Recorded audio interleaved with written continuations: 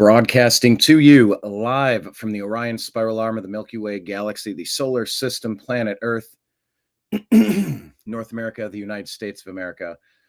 No longer California, Los Angeles, to be pseudo-specific. My name is Brian Engelman. Today is Saturday, September the 13th, 2025. And this right here is the TNAM Daily Show on the new American media, because the old American media has failed you. Academia has failed you. Politicians have failed you. This modern world has failed you.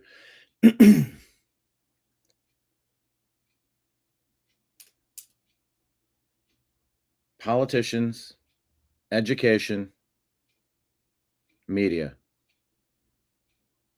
They have been radicalized for decades. They have been, Scott Adams points this out, talks about media indoctrination. Specifically,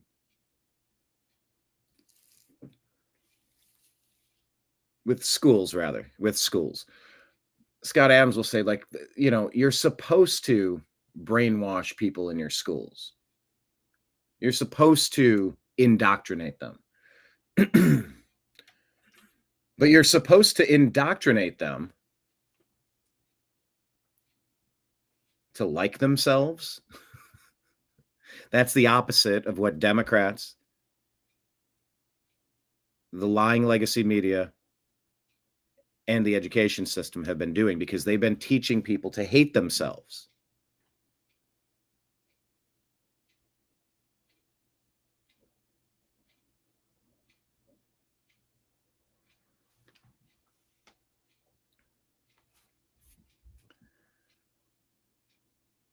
You're supposed to be indoctrinated, educated, taught, brainwashed to like your country. That doesn't mean that your country's always done good things or has a perfect record. No, you definitely address the black eyes, the bumps and bruises, the mistakes, the failings, the mess ups, the evil. But you don't dwell in it. You don't live in it. You discuss it to understand it, and you move along. But the Democrat politicians, the education system, and the lying legacy media just constantly try to drill down and fixate on negative past things. It's not about ideas. It's about getting payback with so many on the radical fringes. And you've seen it over the past few days. How many people have you seen ghoulishly celebrating the assassination of a young father? He said words that you didn't like. That's what you get. That's what you get, they say. That's what you get. That's what you get? Yeah, for having a First Amendment and being in a country where, if we were indoctrinated to love freedom of speech and taught the proper way, these idiot Marxists would understand that more speech is better. Actually, it's not up for debate. It's not better. The minimum standard is all of it. Let it go. All of the speech. Celebrating the loss of Charlie Kirk, laughingly, gleefully, giddily. Hi-ho, neighborino. Giddily, diddly.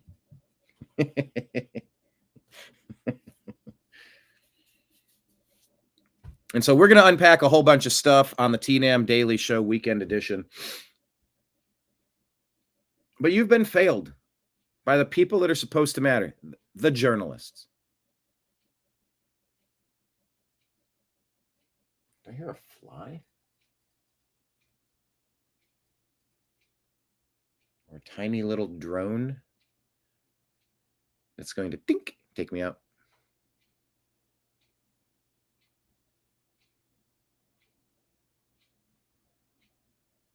We've been failed. We've all been failed.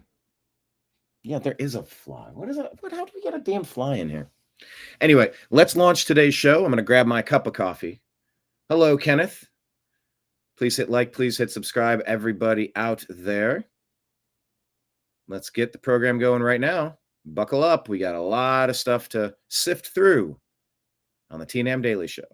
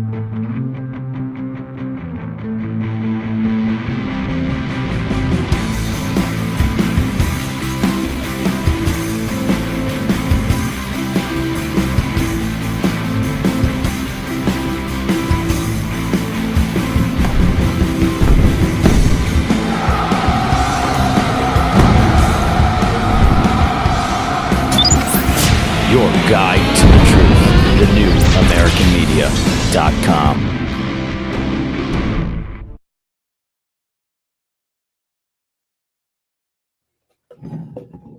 Happy weekend. Hope you have some wonderful things planned, and I hope you have some wonderful surprises this weekend.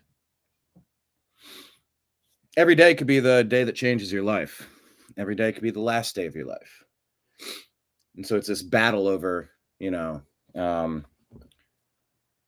plan for tomorrow or live for today. It's a tough one, right?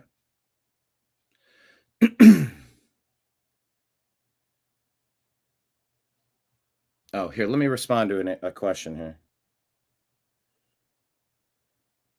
The screenshot was just showing I kept trying to post that message and it kept giving me error messages, which was weird. No, that's all. Yeah, I was trying to respond to it and just type that, but it didn't work. All right, I saw that. I don't know about you, but there are so many messages floating at me all day. Of course, I'm in a unique position. I like covering current events in the news. I also dislike it, but whatever. It's someone's got to do it, and I'm just infinitely curious. And I just want to actually know what's happening. It's my curiosity that gets me. But if I don't respond to a message that I see, I will put like a T. I'll just tap the keyboard and I'll just be like, okay. And then I'll leave it open as a message and I'll come back years later and go, oh shit, I meant to reply to this. So if I've ever not responded to any of you, please don't take it personal. But yeah, I broke decorum in the show and responded to a message. It's okay. There's no decorum here. We're all friends. We're all family. Welcome to the bar. Belly on up, Kenneth. My weekends are usually weak. Waka waka. No, it's Planet Earth, not Planet Burp. It does kind of sound similarly. All right, let's go ahead and bring you some content here. Please hit like, please hit subscribe. Oh, let me do an update. As of yesterday, we needed 115 viewable. What is it? How do they phrase it? Eligible. What do they say? Public watch hours on the channel to monetize the YouTube channel again for the first time in. God, you know how long ago I was getting Google AdSense revenue? And like money was starting to come in, hundreds and hundreds of dollars. And you're like, okay, all right. If I double, triple down, like maybe I could do this for a living. Like I might be able to do this like full time. Man, they pulled the rug out.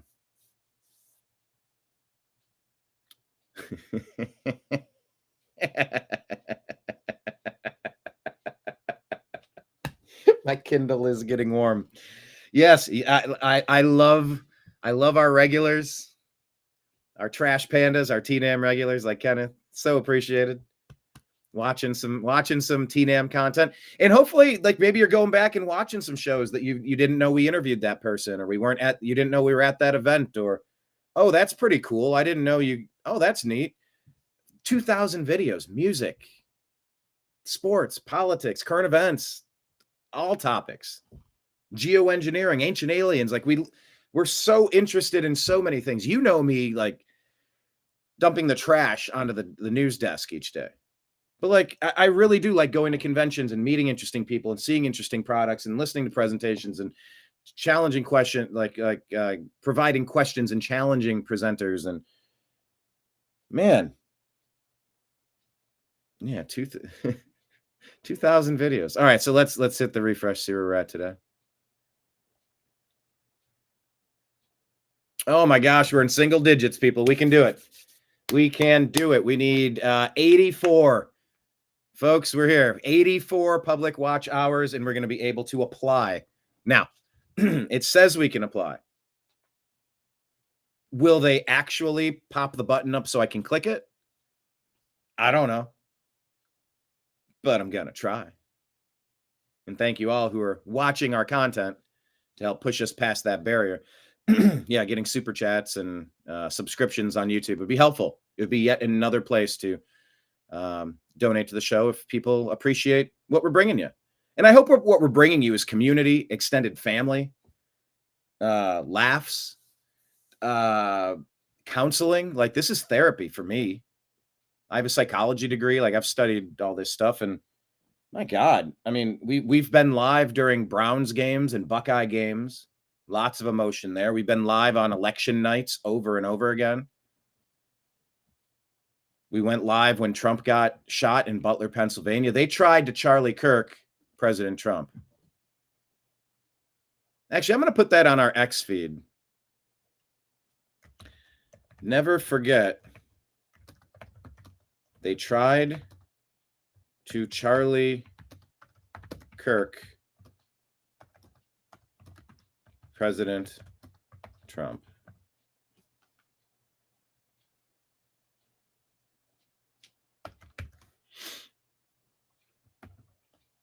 And they will never stop. And so the battle has to continue. It's been our cowardice that's allowed it to get to this point. People have not stood up to the bullies on the left enough. And when they do stand up, they're vilified as monsters. You've seen it time and time again.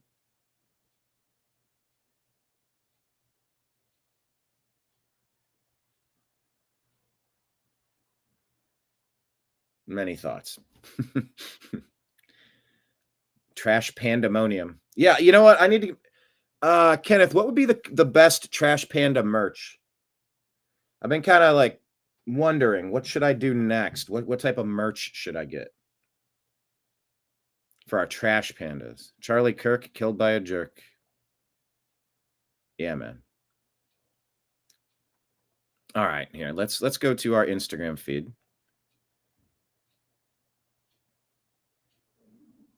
And just continuing the trend of trying to work our way through what happened, make sense of it, and figure things out.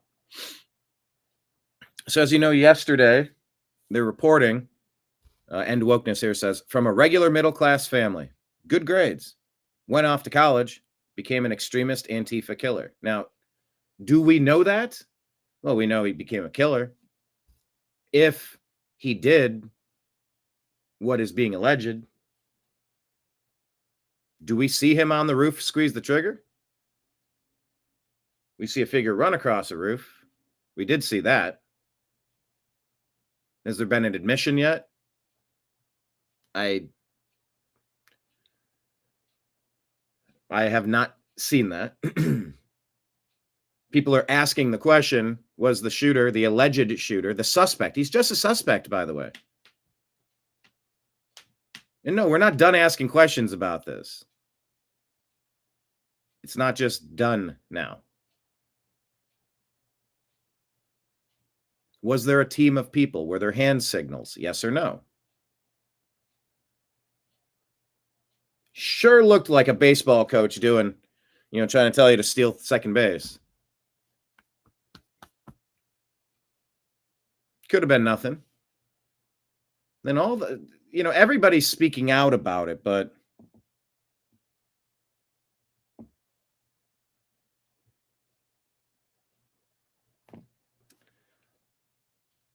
there are questions whether what they said the gun that was found, was it the one that was used? Could it chamber the same cartridge? And we're hearing some people say no. People are saying, we watched him run across the roof. We didn't see him with a gun in his hand. How did he? So what? He takes a gun, then was it in his hand? There's one little freeze frame where it almost looks like he might have had something in his hand, but I don't think he was running with a gun. So he took the shot and then what? He disassembled it and took off, or he just instantly took off? Well, let's scroll through the news and see what we can tell. But college radicalizes a lot of people, indoctrinates them to hate themselves, to hate their country, and turn into a shell of what they used to be. Proceed accordingly with college. Get involved in your school board. Make sure your kids know what's acceptable and what's not acceptable from their teachers. Hold teachers accountable if they're going to be spewing their radical Marxist, divisive, vitriolic, violent rhetoric to constantly call everybody that they disagree with Nazis, which justifies physical violence. That's exactly what that does. I had somebody get upset with me for there was a post. Just a reminder, the people out there that are cheering on the death of Charlie Kirk, they're the ones teaching your kids. And yes, look at the percentage of college professors. How many of them identify as the far left? Actually, let's take a look on Grok. Here, let me share this tab instead. Percentage of college professors who identify as far left.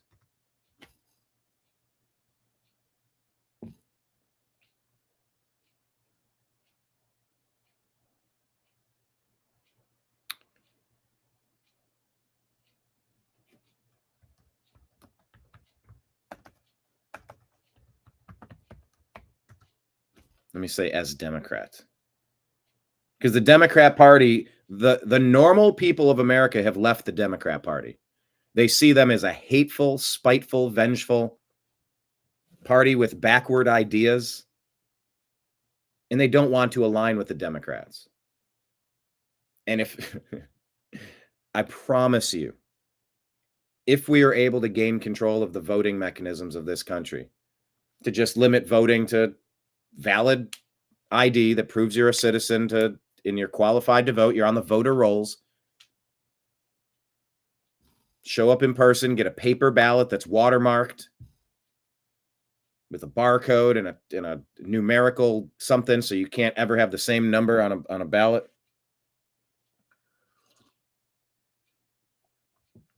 I don't think these blue cities and blue states are really blue cities and blue states. I know that some people in those areas, I know that there's a congestion in the blue cities, but I don't think they vote as strongly as the numbers would suggest.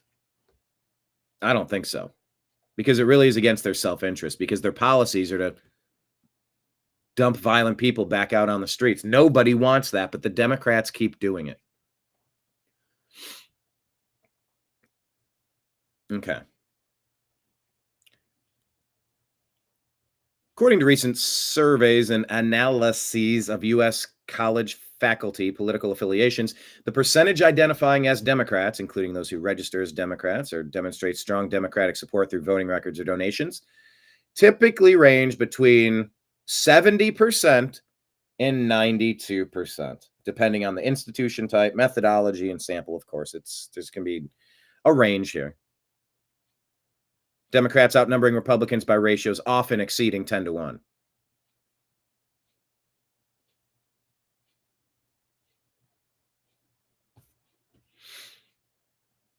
Let's go with the high number there, 92%.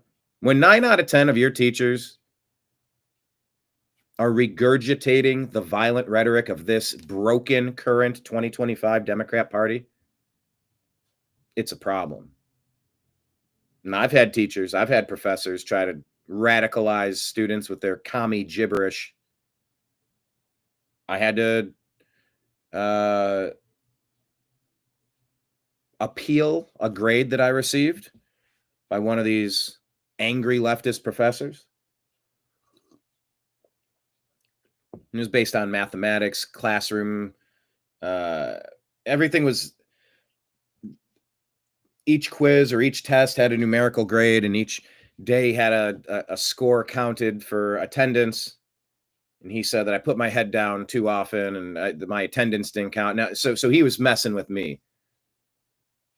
I was still there, and at a certain point, I just kind of started tuning it out. But I was still there. So he tried to claim that I didn't go to class. I said, no, I went to every class. You're lying about my attendance and participation. In fact, you're actually upset because you tried to call me out thinking I was sleeping, and I rattled back a very firm, very solid answer with my head down without ever looking up while you thought you were making fun of me. What do you think, Mr. Engelman? Well, I think that's the problem with socialism and communism and Marxism in general. I think that if you're going to invest the time and energy to build something productive and successful, you should be able to keep the fruits of that labor. That's exactly how the country was founded, and so I kept my head down and I answered that whole thing. The whole class erupted. They couldn't believe it. They thought I was asleep or something. And I schooled him. And when I got back up and looked at him, you could see the smoke coming out of his ears. This guy was so angry. And when he was brought before his advisors from the department heads to justify, I was appealing the grade, so this had to get escalated up to the heads of the department. I was stopped several weeks later. I was on campus over the summer, and one of the people on the board stopped. I don't think it was someone I knew, or was someone I don't remember who it was, but I think it was someone that was in that panel when I gave my appeal. I'm like, hey, how's it going? I'm like, oh yeah, from the thing. They're like, yeah. I go, oh, okay. He goes, yeah, sorry we couldn't get your appeal reversed. He goes, actually, it was wild when we called that professor in front of the rest of the school, the department heads. That dude lost his cool, started cussing up a storm, swearing at us, got frothing, angry, mad, was incoherent and full of rage, like he exposed himself to everybody on the board. I go, I told you, the dude is like an angry commie. Why are you employing this guy? Why would you want this radical Marxist gibberish shit on your campus? Don't you have any self-respect? I didn't say that, but I was like, oh. All that stuff I thought sounded like, oh. He goes, by the way, it's not the end of it, though. I go, huh. I said, you're telling me I can get my grade changed? He goes, no. He goes, unfortunately, we did everything we could to present your case, and we actually sided with you. But on a technical basis, there was some out that he might have been technically afforded, but it didn't make him look good. It didn't make him look reasonable. It completely proved your point. You didn't get the grade, but you exposed him. You exposed him for the problem in class that he was and the problem person that he was. I said, well, all's well that ends well, huh? He goes, but there's another update. He actually took his own life the other day.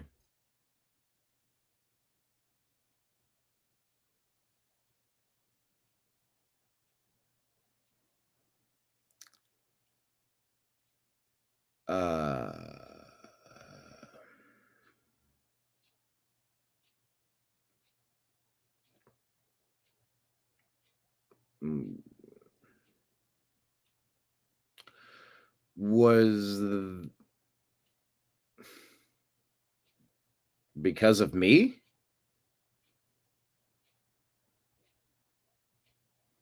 And the guy's like, dude, Brian, you know who this guy was. You had him in class every day.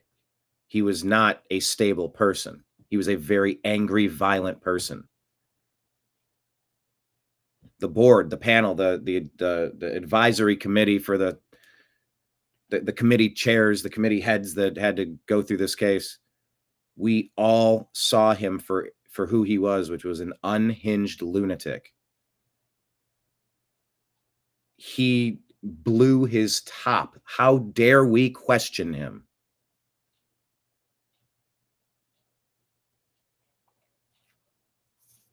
And that is the modern mentality of the modern left, the modern academia. 9 out of 10 college professors. Now, maybe they're not as vitriolic, as self-loathing, as angry and as confused and lost and bitter, rageful, vengeful, spiteful. How dare somebody question me? What did Charlie Kirk do? He questioned everything. What's the quote? Question with boldness, even the existence of God, for if he exists, he'd surely prefer reason than that of blindfolded fear. Glenn Beck helped me learn that phrase many years ago. Glenn Beck was a teacher too. On this show, I've been called a professor or a teacher. On this show, I've been called an evangelist or a pastor or a preacher. I'm a news guy. I'm a pundit guy. I'm an opinion guy. And I'm also a devil's advocate guy. Not everything that I share is something like I believe or I think was written perfectly eloquently.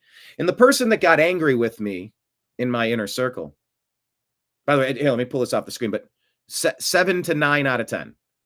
You call it 80%, 8 out of 10.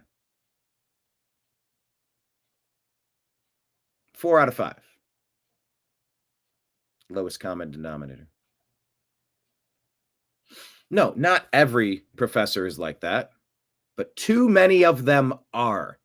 Too many radicals are getting your child from kindergarten, from preschool, through elementary school, through middle school, through high school for 8 hours a day and giving them commie, angry, vitriolic, nonsense, gibberish garbage. Changing them. So we don't know what changed this guy. The grandmother said, I've never known him to shoot a gun ever. You go, that doesn't check out. No, it's possible grandma doesn't know everything about grandson. That's possible. Was he really the guy? I don't know. We heard about the shell casings being engraved. They were. There was that press conference on it.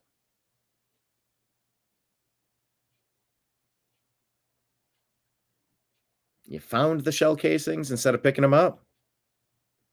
Wouldn't that be the first thing you do? You reach over and grab it, take your evidence and go? Otherwise, you just sit up there in a lawn chair and go, right here. So if you're trying to escape, you're trying to not get found. You don't leave evidence behind. Then you leave the gun behind in the bushes? The gun that it doesn't look like you were running with on the roof? I don't know if this guy did. Yeah, it's all a shell game. I can't believe you're laughing at such a shut up.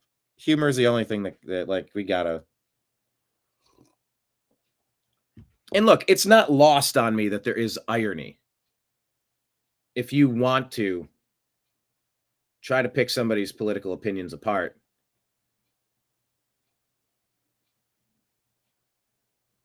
I guess there's some sort of irony that you defend the Second Amendment and the Second Amendment is what takes you out, but you're not. The Second Amendment does not say you are allowed to murder people you disagree with.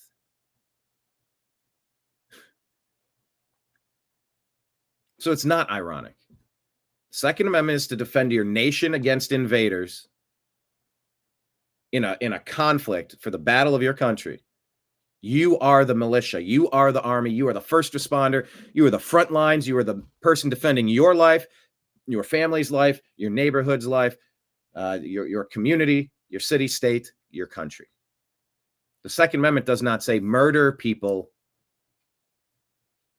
That's not a thing. Murder is an illegal act. It's also biblical. Thou shalt not kill.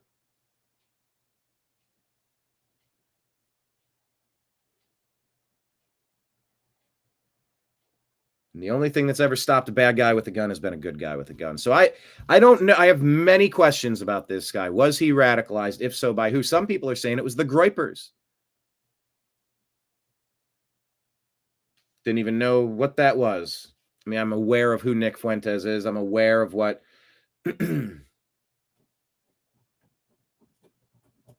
I know some people that grant a little credence or kind of align with some of that stuff, and some of it I think is kind of dangerous and kind of not.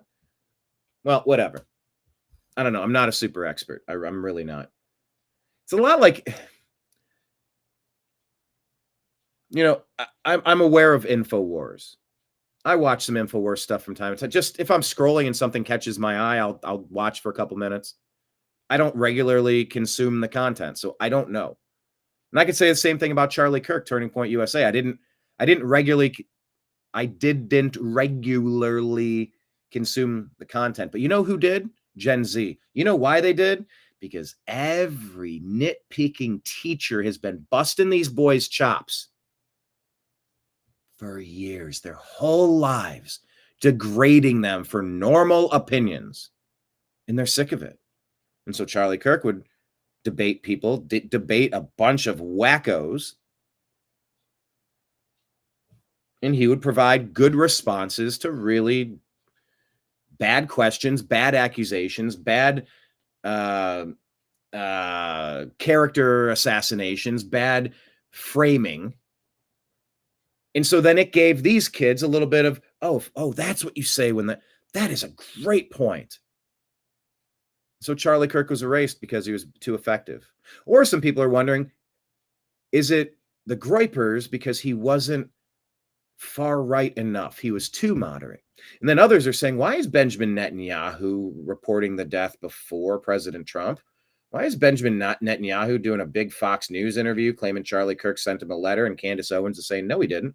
Didn't say that. No, that's not true. Why is Ben Shapiro so out there? Why does Israel seem to care? Because Ben Shapiro is a double agent, isn't he? Let me look this up.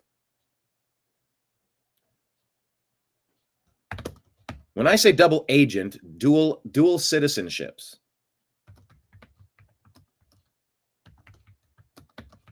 Just for fun, I'll type the phrase double agent.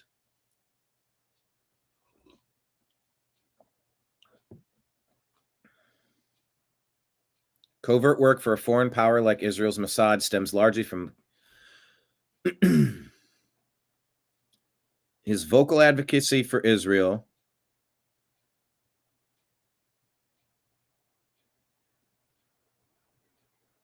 No credible intelligence. Okay. They took it where Shapiro dual citizen. Because if you're a dual contract holder for the Pittsburgh Steelers and the Cleveland Browns, how can you play for either team if you play for both teams? Okay, no, Ben Shapiro is not. That's very important context. And look what we all just learned today. I thought incorrectly about that. No public record or credible evidence indicating he holds Israeli citizenship or any other nationality aside from American. He's explicitly stated his Jewish mission and loyalty align with remaining in the United States, where he can influence millions through his media platform. Okay.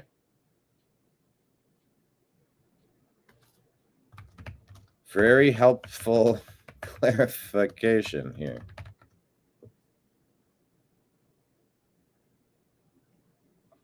Okay. Well, he might not be a dual citizen, but he's definitely their brand ambassador. That's for sure. So I have questions about this guy. What do you think? Ben said it was meant to be, B. Ben said it was meant to be, B. Benjamin Netanyahu out there. Because as you know, when anything happens on earth, it's the Jews, say some groups of people.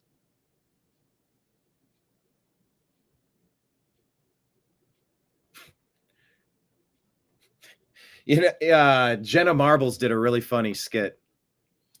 She's like, "Oh, I dropped my birthday cake on the floor. Thanks, Obama.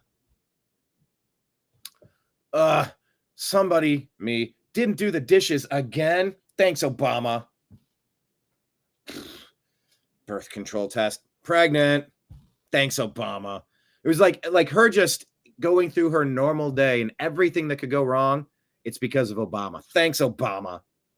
It's that same energy that some people say whenever anything happens on earth. Thanks, Israel. Thanks, Bibi. Thanks, Netanyahu. Thanks, the Jews. And so the Groyper's concern, and I think they're considered anti-Semitic, Nick Fuentes, and anti-Semitism is not exactly like there's different versions of it. You can say that the current ethno state of Israel, if I'm even using that term correctly, because I'm not an expert on this subject. I have delved into this conversation more than I would prefer in the past 2 years. It's just really dark. It's really toxic.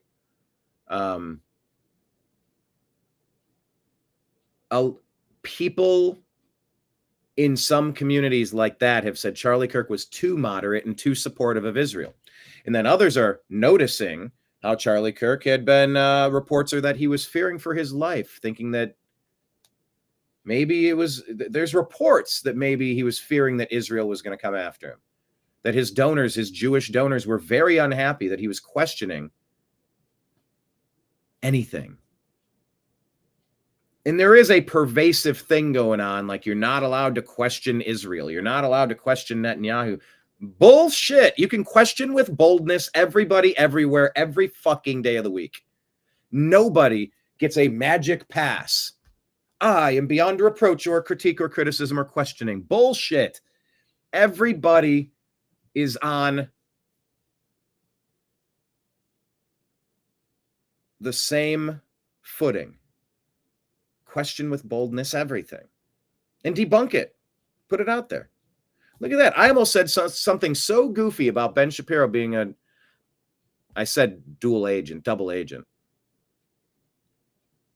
His advocacy for Israel sometimes at the behest or in a superseding way that trumps pardon the pun, that trumps America's best interest, gives some people some suspicions, but he's not a dual citizen according to Grok, at least, if that information's accurate.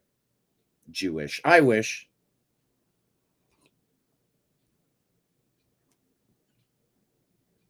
But now the question is with this kid, was he too moderate and too supportive of Israel?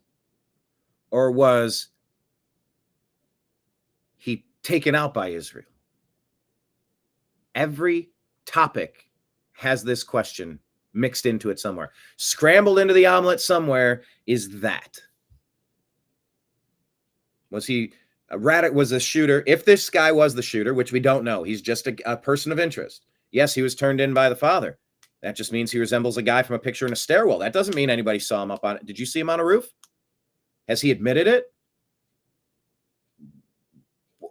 Let's look at all the evidence. 72-hour rule. We don't know much of anything about this. We know what some press releases have told us. But we have a lot of questions right now. I think I played you yesterday, Michael Savage, Jew. I hate talking about I hate even mentioning it. It's just so toxic. To constantly defend without critical thought, to constantly malign without critical thought. I don't want any of that. Good morning, Unholy Hoax. Top of the morning to ya. Remind me again, are you a big Spurs fan? Every time you jump in, I think of the San Antonio Spurs I have a little mnemonic device to try to see you, Unholy Hoax. Chris down there, good morning, Texas. But yeah, from a regular middle-class family with good grades, goes off to college and becomes an extremist Antifa killer. We don't know if he was Antifa killer. We don't know if he's a killer. But if he was the shooter, it'd be important to find out what he's talking about. The reports I've read are that he was arguing with his family. He became the only leftist at his family, particularly getting angry at Charlie Kirk recently, talking about Charlie Kirk event recently. Maybe not. There's all these reports and we got to sift through them. So when a post like End Wokeness calls him an extremist Antifa killer, we don't know that yet. Wasn't he trans? Listen, day one, day two, the Reddit snoops, the internet, the autistics, the autists on the internet. Oh, they figured it out. Here's a guy. He released a rap song called Charlie Kirk, dead at 31. That's the guy. Nope. Wait, it's a radical Islamist. Wait, nope. Wait, it's a trans person. Nope. It's okay to find things and question, is it possible that this is the person? Remember, there was another video that said, look, here's the guy that shot him. They're debating face to face. And he was so angry. And they did have some similarities, according to some of the pictures. I don't think that's the person either. And that's okay. It's okay to consume current research in a questioning manner in order to confirm or debunk. That's literally the point of this show. We dump the TNAM Daily Show. We welcome our trash pandas, all of our regulars. Unholy Hoax, are you aware of what's going on? I don't know. You bump in and bump out. I'm not sure if you've heard me talking about the trash pandas and if you understand the concept. Question of the day to you, Chris. Do you understand the phrase trash pandas and do you understand the concept?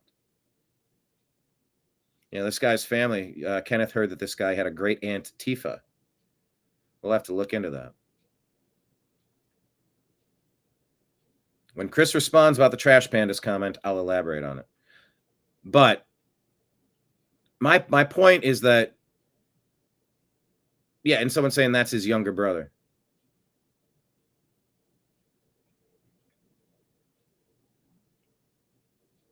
So, look, the comments, not buying it. That's his younger brother. That's not even him. But yes, 2,000 likes. Can we start recognizing that our youth is being indoctrinated in schools? Yes. Schools have become nothing but leftist indoctrination centers. Yes. And the person that got mad at me said, it's not all like that. It's too much like that for my liking. It's far too much like that. No, not every. Well, there's so many school shootings. I'm concerned. The stuff you're putting out there, it's dangerous because it's going to lead to a white nationalist coming in and harming someone I care about who's a teacher. I'm like, what? The right doesn't call for violence. There are fringe elements that call for violence that are disavowed because it is not helpful. Now, when I recognize that the indoctrinated radical left has declared war upon normal America, and that was another thing. What do you mean normal? I mean 80-20 issues. Should we have borders and check the people coming in to filter out the bad guys? Or is it a good idea to leave your windows, your front back door, your car doors, everything wide open while you sleep or while you go away on a vacation?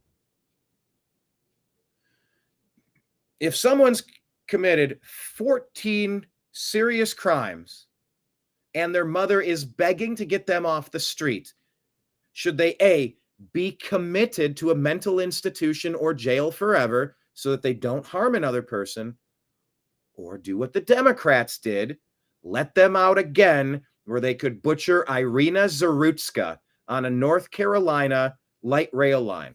This Charlie Kirk story took that story right off the front page. I'm bringing it back. It has to stay at the front page because it's the problem across this country dealing with the violent, radicalized Marxists who have been indoctrinated by some, not all, professors, by some, not all, teachers, the groomers, the brainwashers. I've lived it as a straight, white, Christian male. They sort of hate everything about me existing and breathing. They hate you. They've declared war. So when I point out accurately that the left has declared war on America, that's not preaching hate. That's not being violent. I preach self-defense. I've always preached self-defense.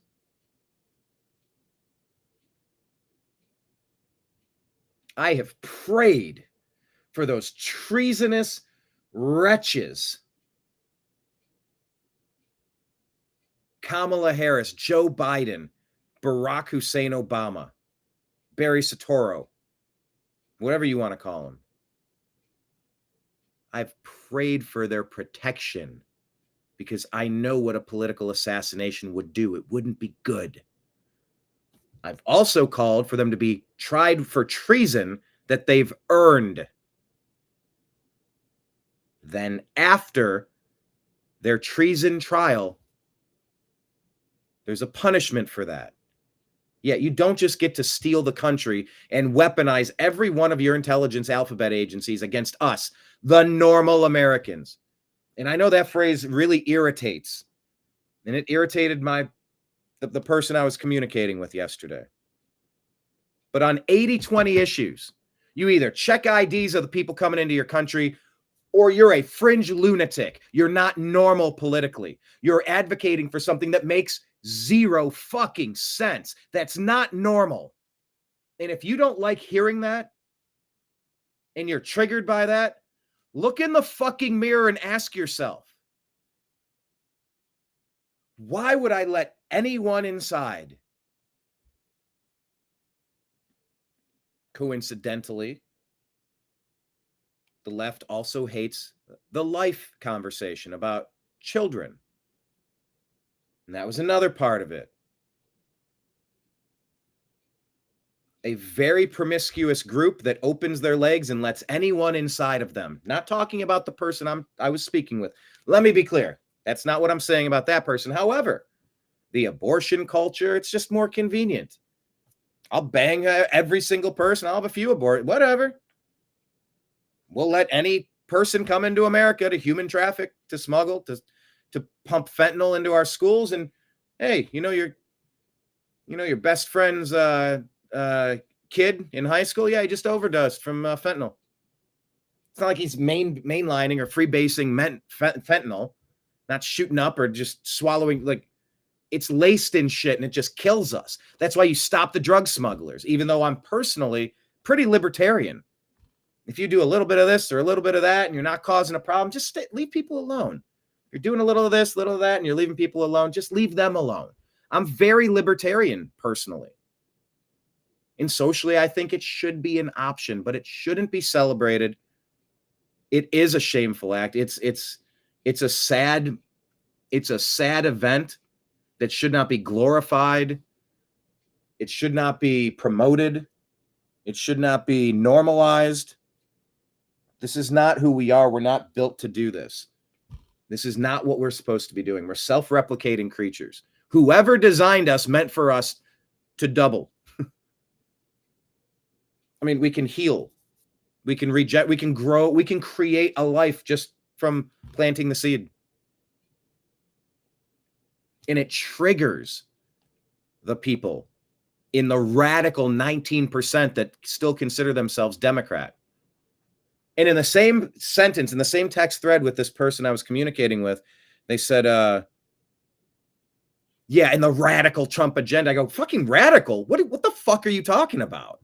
I said it a little bit more politely, but as I think, and I did reply, I go, what's radical about checking IDs? You don't let anyone inside. You don't let anyone come inside of you. I'm not saying it about that person, but a lot of the left do. Just get an abortion. There is something demonic about human sacrifice involved with that, and the whole industry that makes money off of that, and the whole concept that it was meaningless, pointless, valueless. And if that triggers you, you're allowed to be triggered by that. You're allowed to live a different way, but I'm allowed to think that's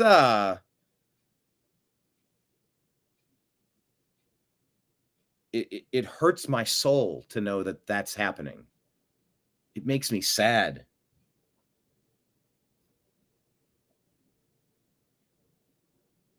So yeah, I had a long conversation with several back and forths. And you know what? If that person cares about, who's a teacher, is not a radical Marxist indoctrinating but like in the same phrase that person hit me back with was like, yeah, you're spewing all this radical Trump agenda. I go, it's not radical. It's an 80-20 issue. It's fucking common sense. Violent radical dirtballs, lock them up and throw away the key forever. That's not radical. I don't want you to ever be abused by a rapist. Oh my gosh, I'm so radical. I don't want terrorists and human traffickers sneaking shit in and sneaking people in for God knows what reason. Oh, I'm so radical. You're calling me a radical extremist, and I'm fucking sick of it. And you've been doing it for decades. So sit down and shut the fuck up. And that's what we're telling people now. Charlie Kirk, God bless him. He walked the walk and talked the talk a little bit better than I could, because I get a little passionate when your back's up against the wall. I get a little passionate when suffering the discrimination, the abuse, the vilification of my mere existence and my normal policy positions that I take. Normal policy positions. Normal America has now stood up and said, shut the fuck up. We're not doing this anymore. It's been a slow creep. It's been an incremental creep. It's been a little here, a little there, and then boldly. Now you see people losing their jobs for acting like demons. And the cancel culture is finally circled back around and found the people that invented it and weaponized it. Who weaponized, the left took a virus and weaponized it in the lab like Anthony Fauci did. Ooh, someone clip this part. For decades, the Democrat politicians, the lying legacy media, and the radical groomers and indoctrinators in our education system. Caveat asterisk, not every teacher is a groomer and a radicalist, a Marxist, spewing anti-American hatred of common sense policies. Not every teacher is doing that. Not every Democrat politician, but I'm struggling to find what is Fetterman one of there's not every Democrat politician. But we're talking in the 90% percentile. 90% of teachers are Democrat. So what, 9 out of 10, 8 out of 10, 7 out of 10, 6 out of 10? Half of the people we're encountering in media, in the Democrat Party, and in the schools are radicals pushing vastly unpopular, untrue policy positions that harm America and harm Americans. And we've had enough of it. And we were bullied into silence, bullied into compliance. We didn't want to be called your bad names. We didn't want to lose our jobs. We didn't want to, you know what? Like Anthony Fauci did, he weaponized cancel culture, perfected it to the point where Barack Hussein Obama weaponized our justice departments to go after normal people who don't want radical ideology crammed down their kids' throats. And we, the people, have stood up now and said, nope, no more. Unholy Hoax saying he's not a sports guy, but he used to follow Spurs during the David Robinson era. Yeah, man. Sean Elliott. Not too long after, you had David Robinson. Dennis Rodman. Well, that was DR and DR, wasn't it? Doctor, DR. Anyway, Chris, if you're unfamiliar with the Trash Pandas concept, I say that we're a bunch of raccoons rifling through the rubbish, separating fake news from fact. So this monologue / thing that we're doing, talking about this post, we don't know if he's radical Antifa, or if he's a groyper, or if he's a patsy. So just as we unpack the news, understand we don't know. But yeah, just final word to my friend that had a real big problem with yesterday and had been sending more messages on some of the Instagram posts. Number one,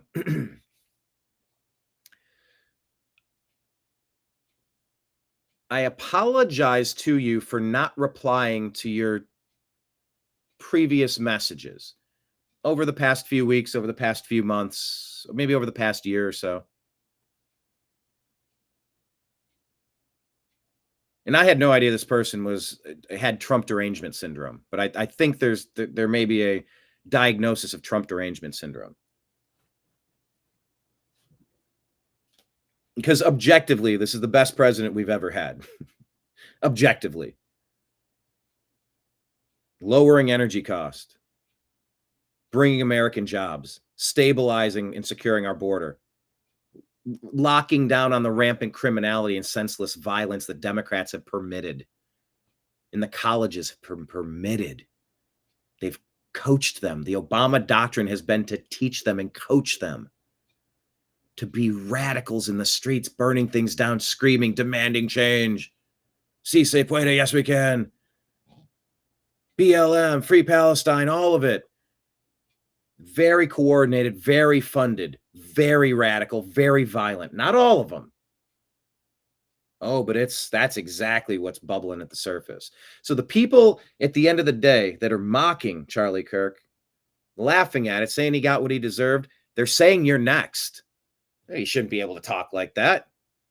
Get what you get. You hear that, and sometimes, he called him something. He said something to him. He said something to him, so violence occurred. That's not how this works. You can say things. You can say bad things and mean things. That's how America works. That's how it used to work. But to my friend, like I was saying, I apologize for not responding because they were antagonistic messages where you clapped back at stuff that I'd posted and said, yeah, well, that's yeah. Okay. You're allowed to do that. Can't believe you made fun of me going, yeah, I just I can't believe he said it. Yeah, it's not like he did this or anything. Oh, come on. That's not, he did not mean, and look, that type of conversation is appreciated. It was mostly civil. It was mostly civil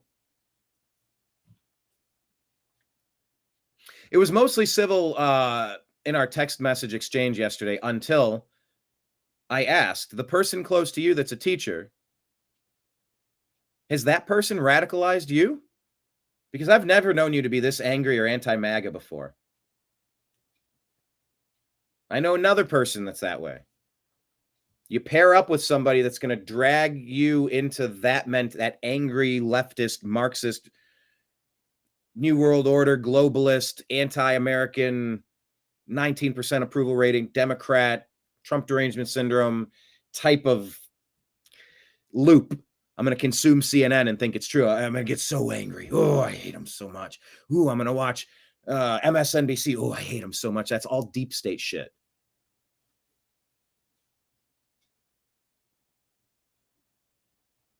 The conversation was civil until I said, is it possible that the person you care about has radicalized you? Because you've gotten really angry you've gotten really angry recently. Fuck you. I was like, oh. We've touched a nerve, haven't we? I think that person has radicalized that person.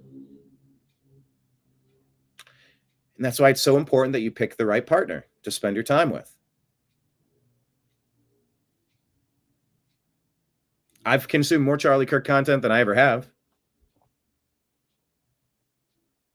And I've watched several videos where he talks about the partner to pick. And men, do not marry a woman like this. And it's just based on how they're acting, how they're comporting themselves, how they're handling the interaction. And I think I just watched one an hour ago. But I apologize to that person for not responding to the messages. And yeah, that person has since unfollowed all of my content, which they can do. But that's literally the anti-Charlie Kirk message, the message that was silenced. Conversation, debate. It's welcome. Doesn't make the opposing side correct. Doesn't mean I have to change my opinion on anything, but like we have to talk. Or you block people out of your life and you condense your little rage bubble. Ooh, I'm in a Democrat rage bubble. Wow, it's so fun. It's a nice little astronaut helmet of rage. I am trapped inside of this though. Okay. And the more I yell, it's gonna fog up the screen. Then I can't, or the view. I don't know, the glass. The bubble, whatever. And the more they scream, the less they can see. Then they start freaking out even more, thrashing and flailing. And it's running on a hamster wheel, burning themselves out on the rage. And so much of the rage is coming from fake shit that they're consuming on CNN and MSNBC, listening to these Democrat liars. And the quotes that are going around out of context, completely missing the point, justifying, well, look at that quote. Fuck that guy. He deserved it, right? Wrong.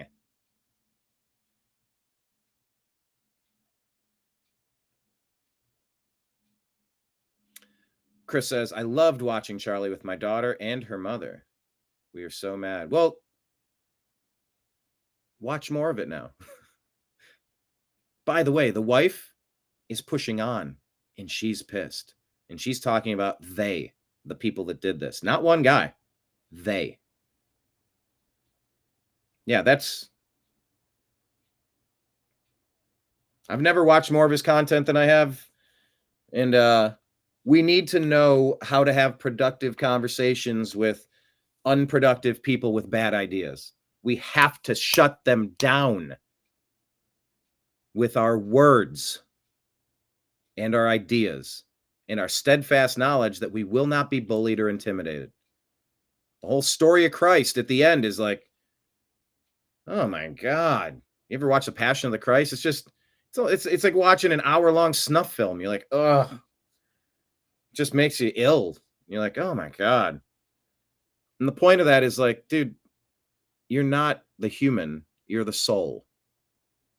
You're temporarily occupying this flesh and bone thing.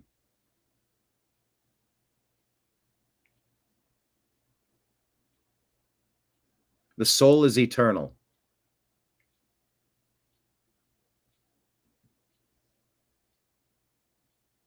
And one of the only things in this world that matters is standing up for the things that you believe in and not letting the mob dictate the terms.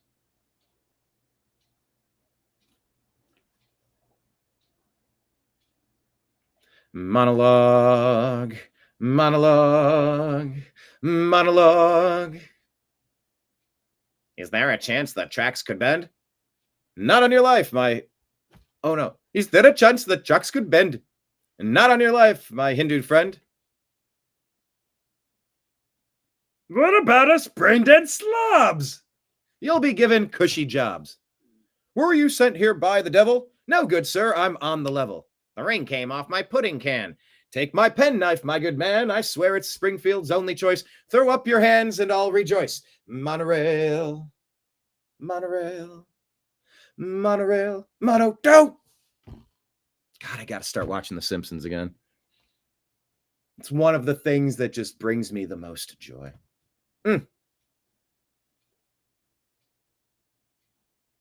Unholy Hook says he's afraid to watch Charlie Kirk's wife's address to the nation.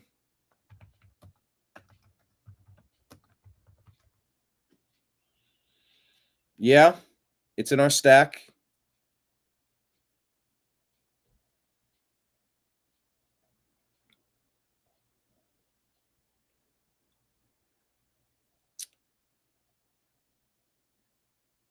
And people are attacking her on Instagram. They can't even leave his wife alone. These people are fucking awful.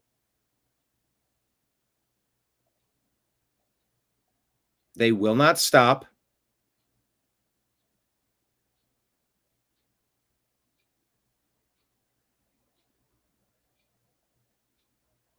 They must be.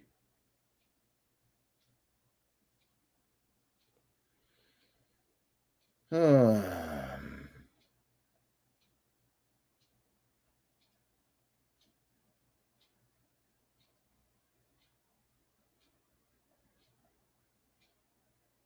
let's go through the news. I'm starting to scroll here, but I had to address the person that I had the falling out with yesterday. I've noticed them become very angry, very anti-MAGA, very radicalized. I didn't know them to always be that way.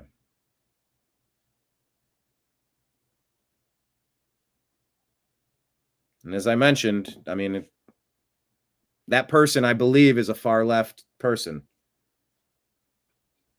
that they said they were concerned about, and said that the post about the same people cheering Charlie Kirk's assassination are the ones teaching your kids. Yes, a lot of them are. If you take issue with the fact that I shared something that I didn't write, that you thought was saying every teacher is celebrating. By the way, the right is not saying a teacher that celebrates and mocks the assassination of Charlie Kirk needs to be eliminated. I didn't say that. The Post didn't say that. Your leftists on your side are literally saying that about me. And you are coming in here responding saying, well, you and your MAGA extremists, you know what you just did? You just put a target on me again. You're saying if I'm like them, I deserve what's coming to me. You're either implicitly saying it intentionally or accidentally, but you're saying it. In the same text thread, it was like complaining that a post like that would, you fear that that's going to lead to violence. We're not calling for violence. We're calling to terminate the jobs of these fucking monsters because we've had it. We're done with you bullies. We're done. Fucking done. Get out of positions where you're going to have a chance to mold the brains of our future kids, our future leaders. Get out of here. No, we don't want your commie gibberish in our schools. No. Your radical Marxist agenda. No. Your Democrat deep state agenda. We don't want it. 19% approval rating. Read the fucking room. When I say normal America, most people with common sense ideas, would you like energy prices high or low? These oil companies, there's going to be a reckoning to be had. There's climate change, and we're making a lot of money from the climate change, the Green New Scam, Green New Deal. So we're going to make it more expensive to purchase gasoline and natural gas. And that's really going to fuck all of you out there. But we're getting super rich. And, this is a cash cow we can milk forever. So this is our policy. Nobody likes that policy. It's fucking nuts. That's not normal. Normal Americans say the lowest energy prices possible, please. I don't want to piss away any more than I need to. Yeah, I think the phrase normal Americans triggered this person, which means we need to start saying it. It's not about the right. Don't you ever, ever, ever repeat the phrase or type the phrase far right. Don't say it. If they go far right, they're off the team. That's what you need to start saying. No. We're talking about normal Americans. There's some libertarian leaning, some former Democrats, some constitutionalists, some conservatives, some small L libertarians. There's a big coalition of normal. Yeah, that's far right extreme. No. They're either in the normal group, but don't use the word right. That's not us. That's them. That's not part of our group. Your Democrats are the party of BLM, Antifa, mobs, mob violence, gang violence, crime in the cities, no accountability. You know, and I had this really interesting thought. Iryna Zarutska, say her name, type it in the comments. Iryna Zarutska. Talking about the demographics of criminality, and that white people are 30 times more likely to be killed at the hands of a black person than a black person is to be killed at the hands of a white person. Now, I've seen different versions of this statistic, as low as 12 times more likely, 15, 20, 25, 30 times more likely. I think it's 30. If it's 12, this is 12 times more likely. There's a huge problem. But you look at the crime rates in young black America, in the urban areas, in the cities. And my thought was like, well, hold on a second. I'm here complaining that these district attorneys, these mayors, these police, like these idiots in these big blue cities that are doing no cash bail. We'll just dump you back out on the street. I know you're arrested, but go back out again, keep causing problems. If the crime rates are super high in big blue areas, what if you just put in a common sense, normal district attorney who's going to prosecute the people and hold them so that they can't be a danger to society anymore? I bet you these crime statistics that really paint the black community in a unfavorable light. They're looking at these statistics, it's not favorable. But I said, hold on. My biggest complaint is you're not throwing these people in jail and keeping them there where they belong. You're letting them out 1 time, 2 times, 3. The killer of Iryna Zarutska had 14 prior convictions or 14 prior arrests. I'm not entirely certain what he was convicted with exactly. I've looked at it before. I can't recall, but 14 arrests, and they just keep letting him out. At some point, 3 strikes and you're done. You've lost free range privileges, man. You can't stay out of trouble. If you took the small handful of bad guys away, wouldn't the rest of the community be awesome? I lived in a black neighborhood. I was the one guy that looked like me. Yeah, fun fact that many of you don't know. I fostered my young black neighbor when he needed a situation to stabilize in his life so I could get him to graduate his elementary school, to move on to the middle school. It was a whole half a year. Moved into my house. You know, that community, there were like 5 or 10 troublemakers that were causing all the problems. If you appropriately dealt with the 5 or 10 troublemakers, it would be utopia. It would be awesome.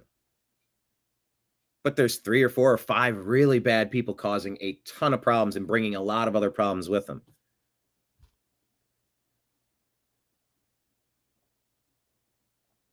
You got it, Kenneth. You've met Izzy. Yeah, I would have adopted that kid. If he needed me to, I would have. I adopted 9 cats. I had someone sleeping on my couch for a while. Yes, he was paying rent, which helped out the situation, but I didn't want that. But it helped for a while. Had another guy move in at a different time. Wasn't really looking for a roommate, but it made sense at that time for a little while, and it allowed me to start leaving Los Angeles and extricating myself from California, which was necessary. Had another guy move in when I was gone. I tried to help people, people that needed a place. Like, I tried to help. Kenneth asks, right or left? Aren't we all just asking for free speech? No. Okay, yes, but no. The left does not ask for free speech. They want to literally remove the throat of free speech. They don't want free speech. The normal Americans want free speech, freedom to be left alone. Root for the Yankees or the Red Sox. I don't care. Yeah, well, you said something that I don't like, so you need to be fired. No, You are celebrating Charlie Kirk's death. You need to be fired because you are calling for more of it. If you celebrated one, you're calling for more. There is no unscrambling those eggs. You did it once, you do it again, and I don't want you anywhere near my company, my business, my brand. Nope. Well, I think you're being a little too harsh. Some of the stuff I've seen, it's not really like they're mocking. They're just not having the right tone on it. Reap the whirlwind. It's called blowback. You've been doing this to us for decades. Debanking us. We can't fucking bank if we don't take your medicine. Once again, you must put this inside of your body or else you can't be a member of society. Fuck you. Well, you're endangering people by walking around. If you took something that's allegedly effective, it shouldn't matter what I do to anyone anywhere. If all of you and your team that think this is a thing that works, you do it and you're fine. But nope, that wasn't enough. They were demanding it of us. We must lose our jobs. If we have political opinions, we don't get promotions. The DEI stuff. Oh, well, you know, we need to put a certain type of person at that next promotion, a certain type of person. It can't be your kind. Yeah, I know we need a field goal kicker in Cleveland, but I'm saying we need the best kicker from the Mid-Atlantic Conference. We can't get the best kicker. It's just got to be a kicker that looks like this. Kicker that wore this jersey. Doesn't make any sense, and we're sick of it. This is such a flashpoint in the country. All we're asking for is free speech, yes.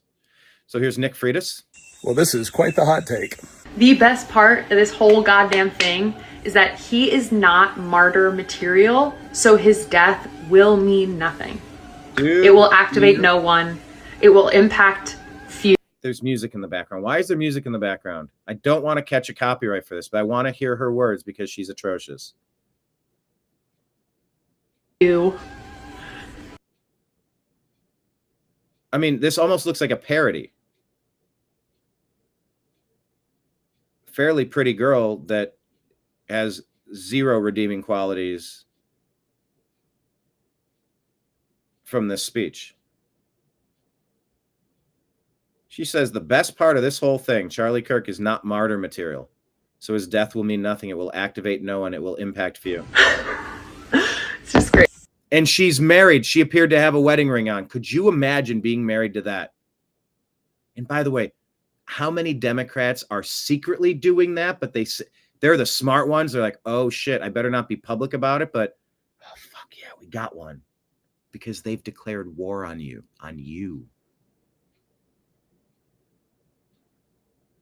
Now, if it were me, I have several words that I would use to describe you, your comments, and your obvious lack of intelligence. But I'm going to try to be a little bit more like Charlie and explain this in as reasonable a way as I possibly can muster. See, you think what happened was that a political leader that you didn't like was killed, when in reality what actually happened was the older brother for an entire generation of young conservatives was just murdered right in front of their faces, right in front of his family's faces. And you're sitting here celebrating it. Yeah, you think Charlie Kirk was just somebody that showed up and kicked all of your asses in debates. In reality, he was the sort of guy that showed up and defended tens of thousands of students that felt slandered, maligned, and even threatened by their schools, their peers, their professors, their administrators, right? And Charlie was the guy that showed up for him. So that's who you murdered. Right? And for older conservatives like me, you murdered someone that we saw as the future of the movement. But don't worry, Charlie made future leaders. So we really don't care if you don't see him as a martyr. You're going to learn, probably the hard way, that he absolutely was. And by the way, let me tell you this. Here's the other thing that the leftists are angry about. And it was, maybe there was a comment made with the person I was communicating with yesterday about kids and the Bible and really a lot of rage against Jesus Christ, against morals, against the 10 Commandments for some reason, and about babies and families, like just angry because this person doesn't have any babies, doesn't have a family. I don't have babies and I don't have a family, and that's like the number one thing I want. I think that's the number one thing I want. What Nick just said is Charlie made future leaders. The Democrats aren't. They're aborting their future leaders. So they have to radicalize, indoctrinate, and groom kids in the classroom. They know it. If you don't catch the conservative kids and warp their brains, fuck them up, confuse them on every level with lies, their movement ceases. So they actually view the stopping of the educational grooming of our kids, our beautiful kids, from normal families with normal values, groomed into something unimaginable. See, when the right have children, they create life. They coach, they train, they teach, they instill values, respect, work ethic, dignity, intelligence, all these things. And then those people go out into the universe. Charlie Kirk inspired a whole group of leaders. That was America's older brother to them. And you eliminated him? The right multiply ideas. The left have to import 30 to 40, 50 million illegal alien invaders, because no American would vote for anti-American stuff. But if the Democrats could convince these illegal aliens that they'll fight for them, and if there's certain states, everybody gets mailed a ballot, regardless if you want one or not. Huh? No. And you show up in person with an ID, and you prove that you're eligible to vote. Paper ballot, watermarked, numeric. Put it on the blockchain. 24/7 surveillance, cameras, Republican, Democrat, public. I think the Democrats are starting to flip out because they've totally lost the plot. They've lost control. They've lost the public. They've lost support. They've lost their funding. They've lost their way. They've lost God. They've lost track of what it means to be a human. And they're angry that they've made bad life choices. And I know they resent it sometimes. Maybe I should have had kids. Maybe I should have done this. Maybe I should have spent more time in church. Maybe I should have.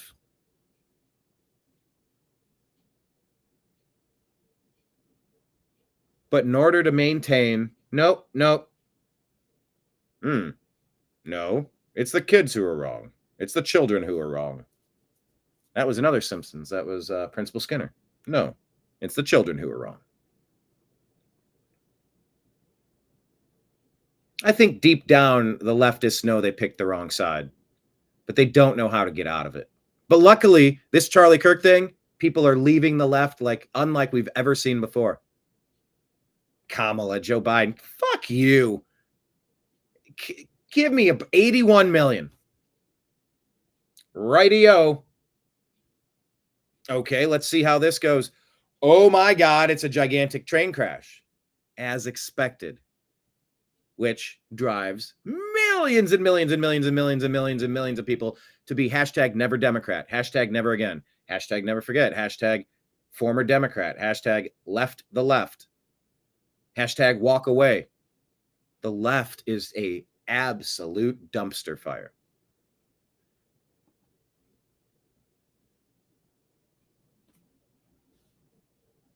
That woman was trying to say that Charlie Kirk's not martyr material. Oh, sweetheart, you have no idea what you've done. Charlie. Listen to the difference that a day makes. Media Research Center says just 24 hours after her disgusting initial remarks over the Charlie Kirk assassination, Katie Tur is now incredibly solemn and reflective. Clearly, she got a serious scolding from her bosses at MSNBC. Take a listen. Charlie Kirk is a divisive figure, polarizing, lightning rod, whatever term you want to use. That's what they do to justify. Well, he got what was coming to him. Well, he's a fuse. He's a lightning rod. He's divisive. The fuck does divisive mean? You're divisive. What does divisive even mean? Because the left demands that you do everything they command you to or else, with an inherent thought or an implied thought. Excuse me. An implied threat, I think was what I was trying to say there. It's a not so subtle threat of violence. Do this or else. Yes, say 2 + 2 = 5. It's not so much to say it in George Orwell's 1984. You have to believe it. Believe the lie. Men can get pregnant. Men should be punching women in a boxing ring. Men should be in the ladies' locker room. No, no, no.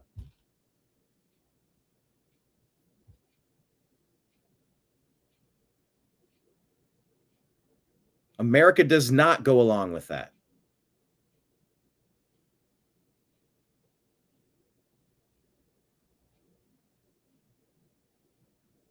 And they get mad. They get mad that they can't do it. Why is it so important that you get to punch a lady in a boxing ring, dude? Well, first off, it's not a dude. That's a trans. If you're born a man, you're a man. You go into that locker room. You can wear a dress in that locker room, and you shouldn't be beat up by a phobic group of people. I agree with you. You should not suffer violence because you're a dude that likes to wear a dress, that wants to wear makeup and present yourself as a lady. I don't fully understand it. I also don't particularly care. It's your life to live. I prefer that you find a way to appreciate the body that you're born in and not have unnecessary surgeries and not pump your body full of foreign hormones and chemicals. And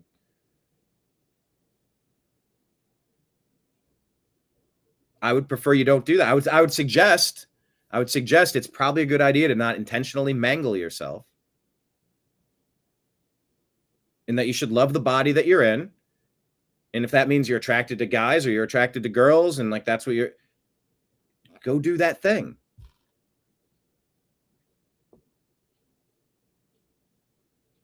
But it gets really angry. It's like, you've seen the videos where it's like, I dare someone to tell me that I can't be in the ladies' room with your little daughters. Try me.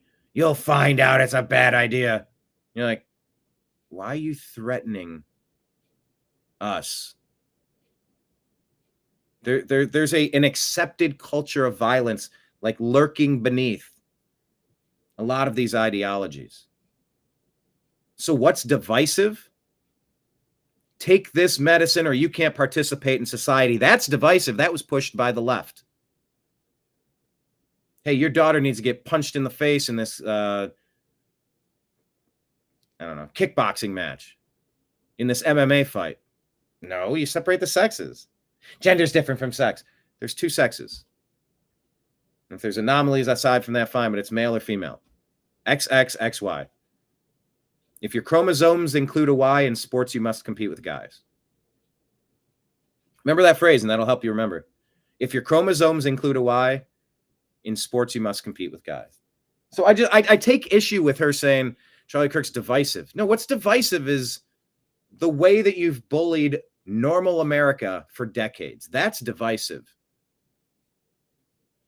Having conversations and challenging the stuff that these radical professors are cramming down your throats each day to groom you and radicalize the left, standing up to that is divisive? No. What's divisive is trying to confuse these kids with lies.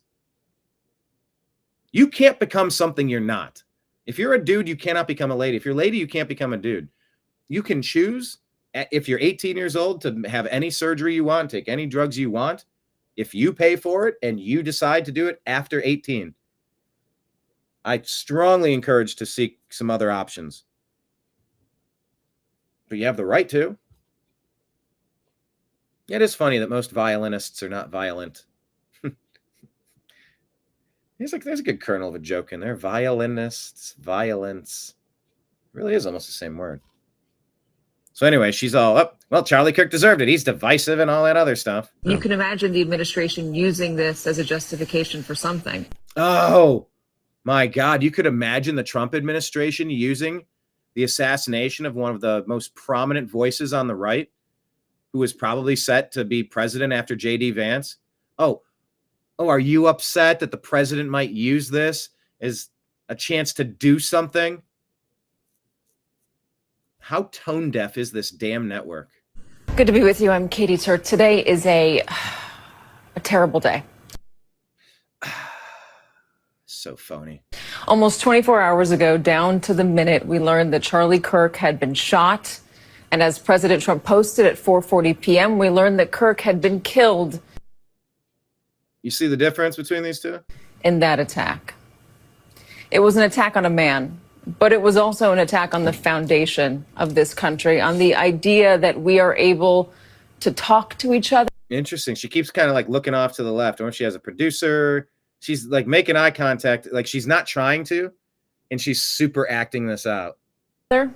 Disagree with each other, debate each other, yell at each other even. We don't physically harm each other. We don't murder each other. We certainly don't justify it or make excuses for it. Did it sound like she was justifying it and making an excuse for it right here? Charlie Kirk is a divisive figure, polarizing, lightning rod, whatever term you want to use. You can imagine the administration using this as a justification for something. Good to be with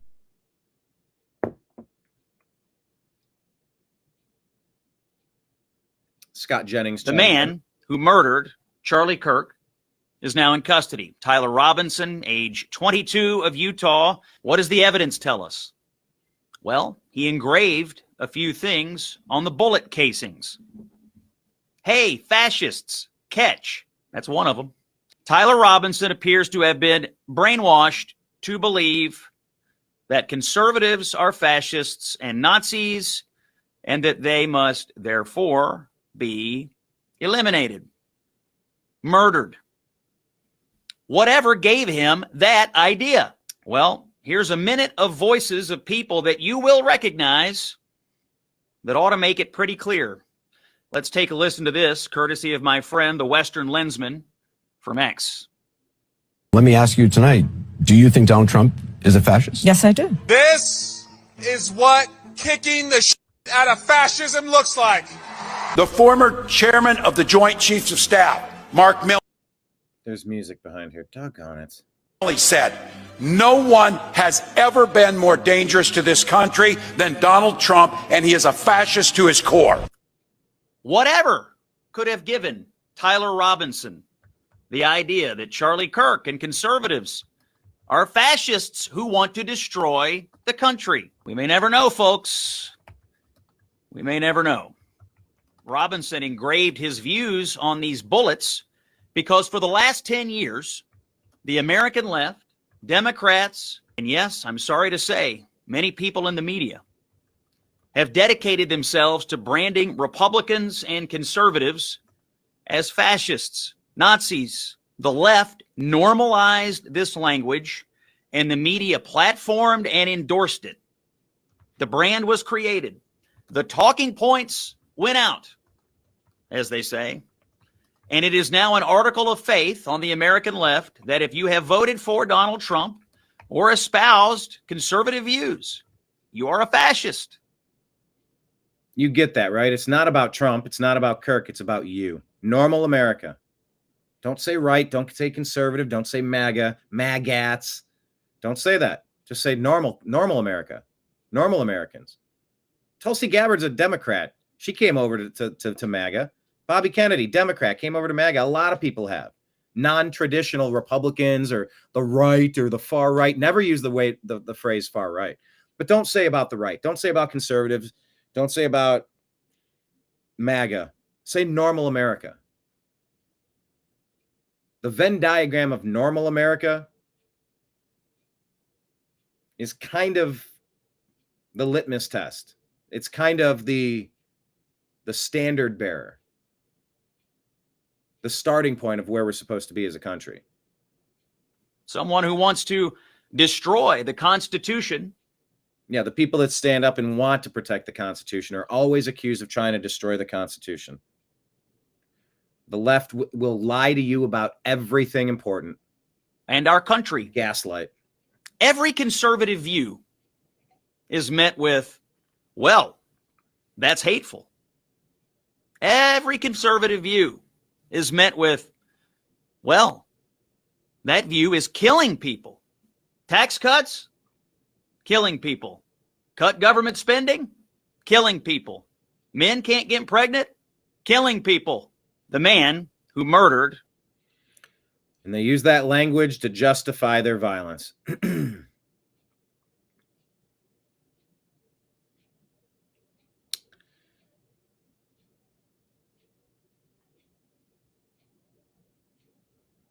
From the crocodile tears of MSNBC, Kenneth, to the real tears there. Dear God, tears, amen. Yeah, I've shed some tears every day since. I don't recall tearing up at a show before, but I did on that one. I tried to fight through it.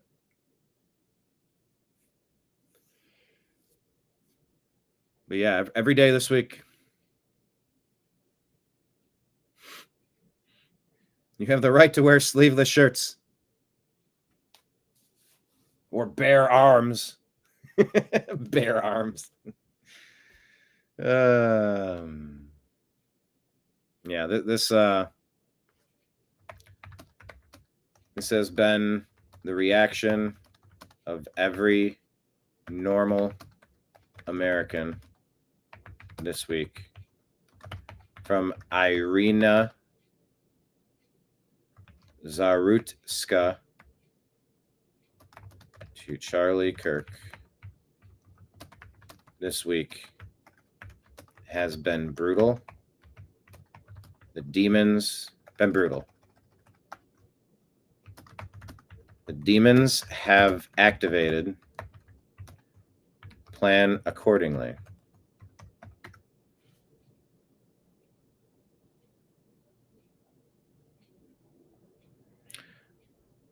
Milo Yiannopoulos says you killed the nice guy. So you get me, I guess. I think Milo's coming out of retirement. We interviewed Milo the day that he was canceled in 2016. That was like maybe the first prominent cancel culture moment. The reply, nah, we don't need the gay atheist. We need moral Christian men.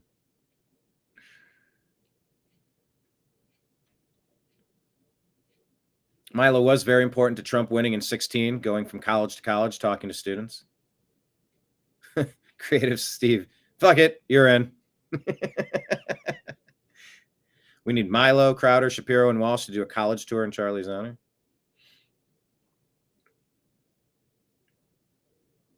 Alex Jones just said he's going to tour universities as well. The boys are back in town. Yeah, if you thought Charlie Kirk hurt your feelings, better brace yourselves for Milo. You didn't listen to people when they said Kirk was the nice one. They silenced one voice and amplified millions.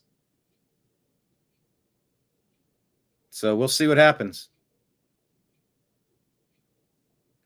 And you've seen a lot of people talking about empathy. Ha ha, Charlie Kirk, he said empathy. Yeah, did you see that quote about empathy? Look, he gets it. I have no empathy. Fuck Charlie Kirk. He deserved it, is what they say. Well, if you're going to use the quote, don't pull a Rupar. Don't edit out the fake fine people hoax by eliminating the important part where he completely turns the point of the conversation the exact opposite of what is being said. Trump said he disavows fully. And I'm not talking about the Nazis, the neo-Nazis. They should be disavowed fully. But they edited that part out to make it sound like Trump was saying Nazis were fine people. Yeah, there were fine people on both sides with Nazis, and never said that. And that's the same thing they've done with so many Charlie Kirk quotes. The people that were laughing at this, political assassination, one of the most gruesome things you could ever watch, of a father with his 3-year-old and 5-year-old next to him. You monster.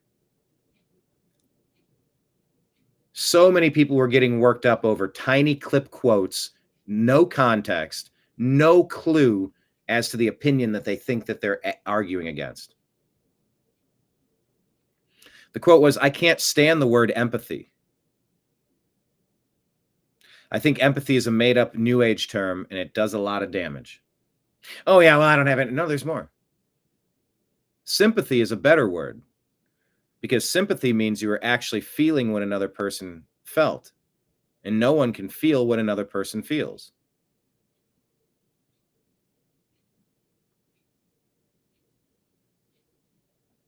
But they Rupar'd that quote, and that's one of the main things that people are sharing around, like, huh, karma's a bitch, huh? I have no empathy for you now. Yeah. His point, you fuckwads, is that you cannot feel what someone else feels. You can have sympathy. I sympathize.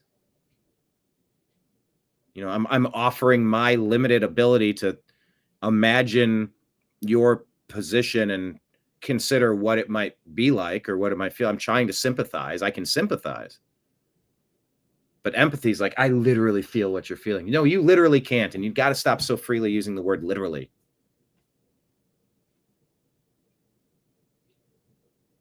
That's the quote that they've misattributed to Charlie Kirk. But it's also understandable that people can gain joy from this because of the type of person he is and the type of things he say. I will never understand how anyone can feel joy about shooting another innocent human. Where is the joy in that? We have one life to live. And as Christians, we believe we have an eternal life. But many of you aren't. If you're not a Christian and you think this is your only life, why would you gain joy out of someone's life being shot? I can't deal with people who think he should die.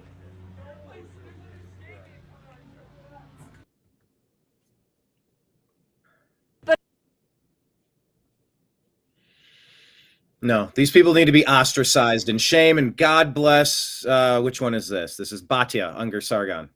I'm finding myself This show had a few good moments on it. very caught between, on the one hand, wanting to honor his legacy of unity through debate and coming together to take down the temperature, and then wanting to honor his legacy of telling the truth.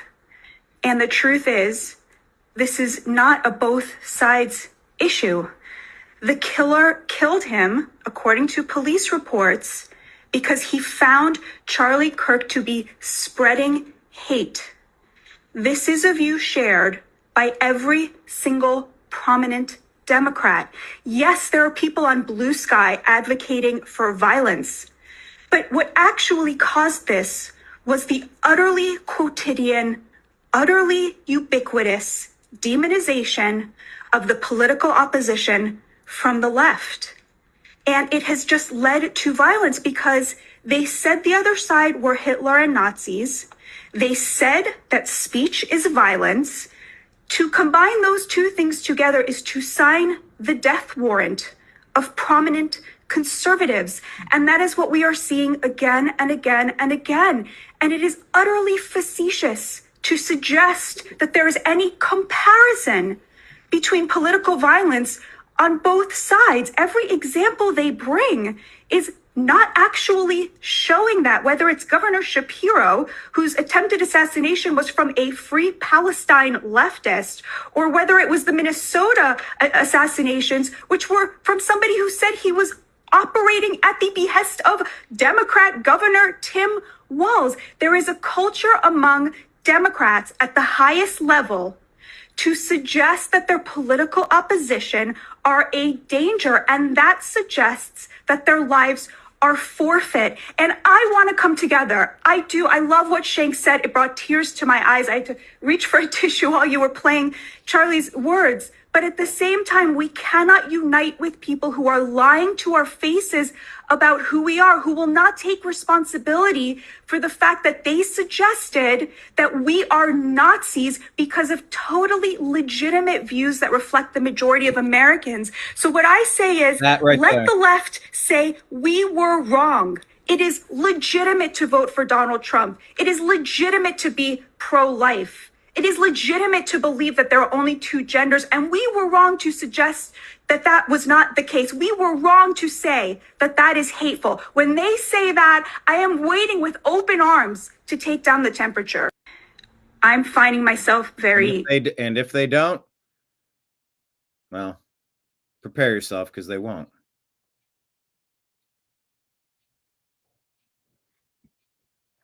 Communism survivor here wants to remind you, this is a tale of two radicals.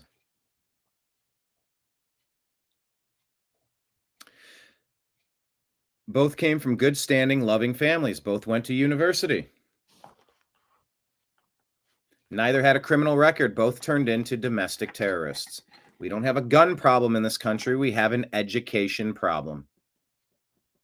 So to my friend that had a problem with me sharing that, saying that, well, you know, now I'm worried that people are going to target teachers. Well, keep in mind, I really do, conservatives, the right, MAGA, I'm just calling them normal Americans. Normal Americans don't advocate for violence. We advocate for removing toxic people from positions where they can groom or cause brain damage to our children. So if the person you care about that's a teacher is a radical, vitriolic, bitter, spiteful, mean bully of the left, you should be afraid. Let me make it clear. You should be afraid of what? Since I just said there's no advocacy of violence. Normal Americans don't advocate for violence. Extremists do.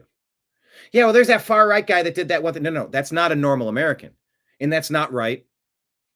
Not far right. That's not a part of the right. That's gone so far. You've gone off the page. Like you're not on the right anymore. You're not in normal America.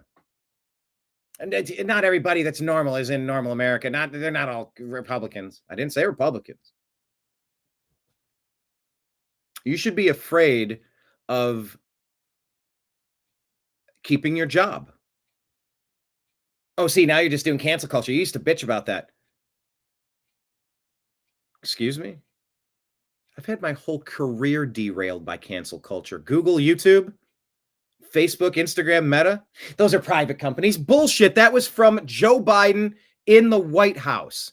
That was from the Democrat deep state pushing this stuff to control social media, to manipulate all of us, to find rage bait algorithms. Mark Zuckerberg, there were quotes about that. I covered the story talking about how they were busted. Like there's ways to spin the algorithm. So every time certain demographic of people pop open their feed, they're going to find bad things happening so you can demonize a group of people. And it's been against normal Americans for far too long. By the way, normal Americans look like a United Colors of Benetton ad. It looks like it looks like the wall art in a Target. You know, they try to like put one of everybody. All right, there's the Asian man. Okay, there's the overweight. I don't know what is she? Pacific Islander woman? I don't even know what. I can't even tell. Okay, there's the girl with bad teeth. There's the guy in the wheelchair. There's the that's the all right, there. That's the black guy. That's the white guy. We got to have one of everyone. They're like Pokemon. Collect them all. Normal people look like all of them. It's not about what you look like. It's about how you act. It's about your belief system that makes you normal. We do have an education problem. I didn't plug in the other light. I've done this a couple times. This one light's so bright, when it goes on, I sometimes forget to do the second one. There we go. Ready? Watch the difference. Hey, a little bit of a difference.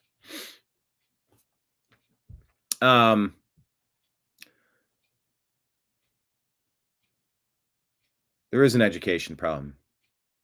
I know that there are school shootings, but those are not being done by normal people. Who's committing a majority of the school shootings? Let me ask. Who? Is it normal people or is it brain damaged people, mentally ill people? Which one? Those aren't normal people, and you can't say that those are right-wing people because the right doesn't advocate random violence, political violence. The right doesn't do it. We will fight a war because you are fighting a war with us. If there's some sort of immediate threat, you better. The right advocates self-defense. The left worships Luigi Mangione and tries to make excuses for this guy. So no, your teacher friend or your teacher longtime significant other, I think,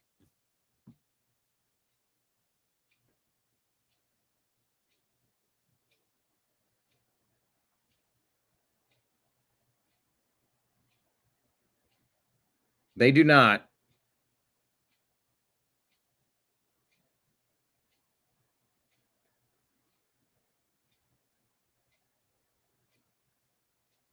They do not have a right. Look, the school should be, protected. And no.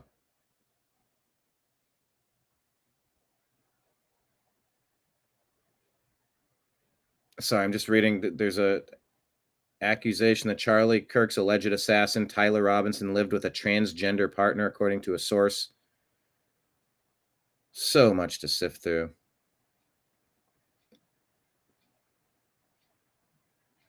Don't know if that's accurate or not.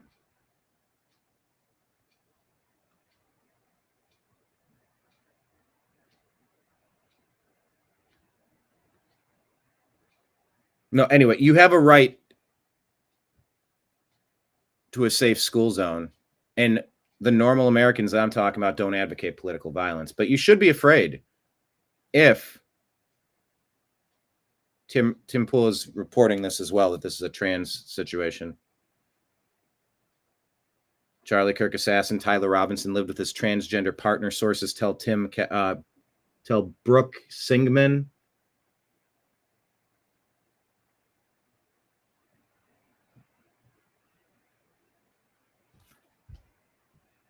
But you should be scared if you're one of the people. Sorry, I got a fly buzzing around me, and I got to get it.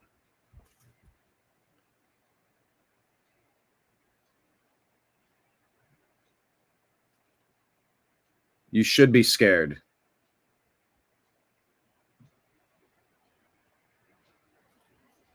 You should be scared of society finally having enough. Finally had enough. Because we have. Oh my gosh, this fly. I need like a rolled up newspaper or something. Anyway. There is an education problem because they're grooming and warping and confusing our kids.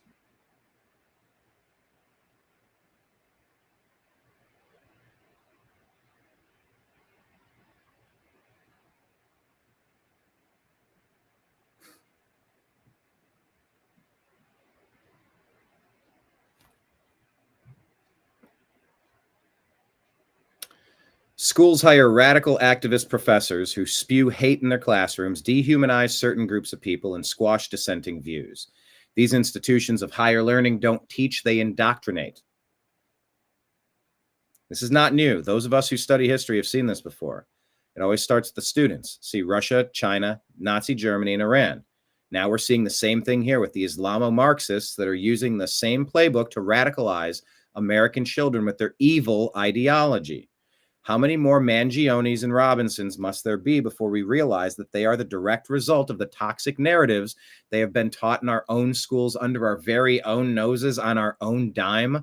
How much longer are we going to play Russian roulette with our own children? So yeah, fact. If you have a problem with pointing out that education is a huge problem, the radicalization through the education system is a problem. Hello, Marion. Yeah, welcome everybody. Yeah, I almost didn't do a show today. Well, once again, floating schedules. I think the show will either be early or late next week. I think the regular time will not work next week, but I thought that was going to be this week, but it turned out it was something else. So anyway, we'll see. Yeah, you don't have to fear violence from Christian nationalists, as they said. You don't have to worry about normal Americans for anything because we don't promote violence. We promote self-defense. And it's a self-defense of our nation that we gut our schools immediately and do a revamp. Who are you? What do you believe? Who are you teaching? Let's hire the right type of people.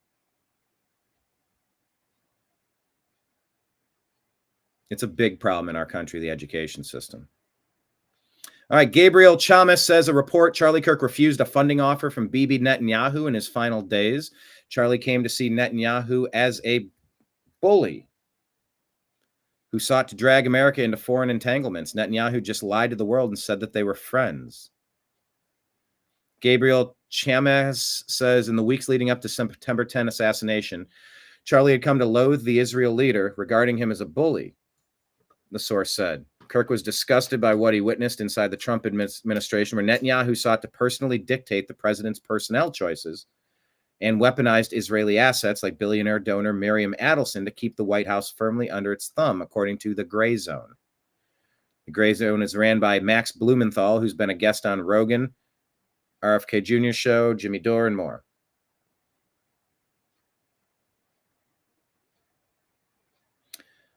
Polycarp says, as I stated before, my conspiracy theory is that just like Malcolm X, Charlie was killed for going against Israel. He was too vocal and powerful to be allowed to even get the chance to come against the regime in the Holy Land right now.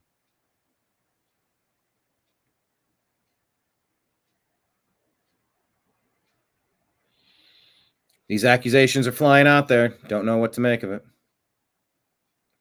Hey, TMZ said, well, here, let's play it. We're showing you right there on the banner below. You can see it started in Temple City, and we saw that. Go ahead, Philip. Well, I wanted to let you know that President Trump has said Charlie Kirk has died. So that is the breaking news that we are likely about to have with ABC News. He was shot in Utah at a college there. We've been talking about that throughout the afternoon here. You probably know that it has happened. But if you've seen the images, let's go to special report with ABC News. With us, the president saying Melania. TMZ, they gave the report, and you could hear his staff cheering and celebrating and clapping in the other room. Then they lied and said that it was because of a car chase they were watching. They weren't cheering a car chase. You don't cheer car chases. You don't burst out in a celebration in a car chase. And that was the moment. Now, I don't know if they were watching that exact channel, but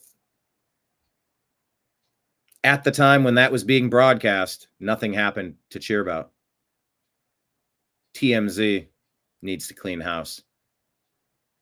Set an example. Send a message. Or not. We'll just do to TMZ what we did to Drudge Report. Remember that? The Sludge Report? The Sludge Report.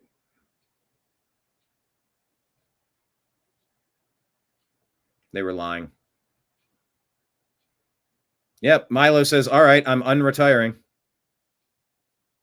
Is this a video? Yeah, it's a video, I think. Anyway, like any set of ideas, Islam is like a religion. Any set of ideas, it deserves to be scrutinized. It says, Charlie was the nice guy. Charlie was the considerate debater. Liberals are literally going to melt in their seats if Milo returns. Well, I have scrutinized it, and I have found it wanting. I found it lacking. Everywhere there is Islam, you will find women oppressed. Everywhere there is Islam, you will find...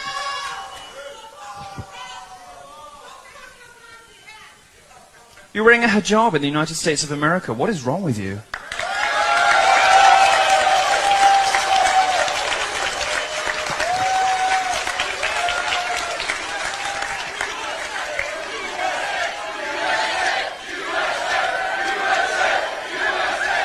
If you didn't like Charlie Kirk, you are not going to like what comes next. Is that a threat? No, that's just the reality. Charlie Kirk was the kind, sympathetic. Yeah, come on. Not every interaction is kind. The very kind ones are being shared. But yeah, he was very respectful. He went out of his way.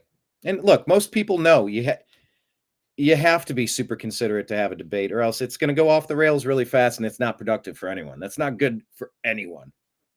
It's completely counterproductive. You see, they want to shout you down by saying, oh, what about me? I'm not so oppressed. Well, let's move on from women. If you don't care about female genital mutilation, don't care about forced marriages, don't care about acid thrown in the faces of your Islamic sisters, if you don't care about any of those things, fine. Let's talk about gays instead. In 12 Islamic countries, I could be killed for my sexuality. Is that okay?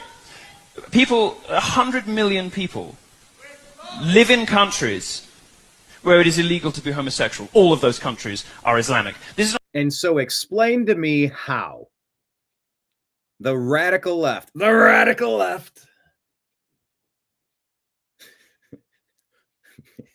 How have they aligned with Islamo-Marxism? How have the Islamists who want to invade America, take over Dearborn, Minneapolis, Texas, America, just like is happening all across Europe, to instill Sharia law? How could the left look at something like that and think that they're on the same team? They're not on the same team. See, normal Americans would not throw gay people off a building. Normal Americans would not do the things that Milo is pointing out here that happen in Islamic countries. So they leave Islamic countries and want to come here and change this place into the place they just left. No, this is our place. This is the place. The place that has the Bill of Rights and protects us against that type of shit. Nope. No, it's incompatible. It's an incompatible operating system. It will not function. You cannot put Kool-Aid into your car tank where the gasoline goes and expect it to drive around town. Sharia cannot fuel America, and it never could, it never can, it never will. It's incompatible. And the people who are the advocates, who are the converts, who are the evangelists of Islam, Milo's pointing out the women, the gays. So left wing, what are you doing? What are you doing trying to import this into this country? It's going to be bad for you and your demographic specifically.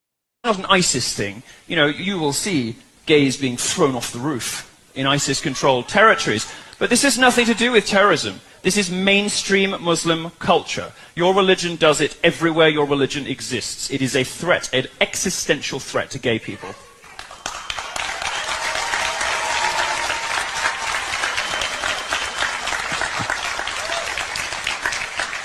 Everywhere in the world there is Islam. You will find women oppressed, homosexuals murdered, you will find gang rape. Now, there's a unique phenomenon that doesn't really exist outside of Islamic cultures, of familial gang rape, where fathers, brothers, and cousins go out raping people together. It happened in Rotherham in the UK. And the liberal establishment in the UK didn't investigate this because, according to a government report, not a far right-wing blog, according to a government report, 1,400 young girls were raped in racially or religiously, as you choose to define it, motivated crimes, because both the police and the authorities were too scared of being called racist to intervene. And this pattern repeats itself everywhere there is mass Muslim immigration. My suggestion to you, America, is that you don't need it here. Learn your lesson from 9/11. Learn your lesson from Orlando.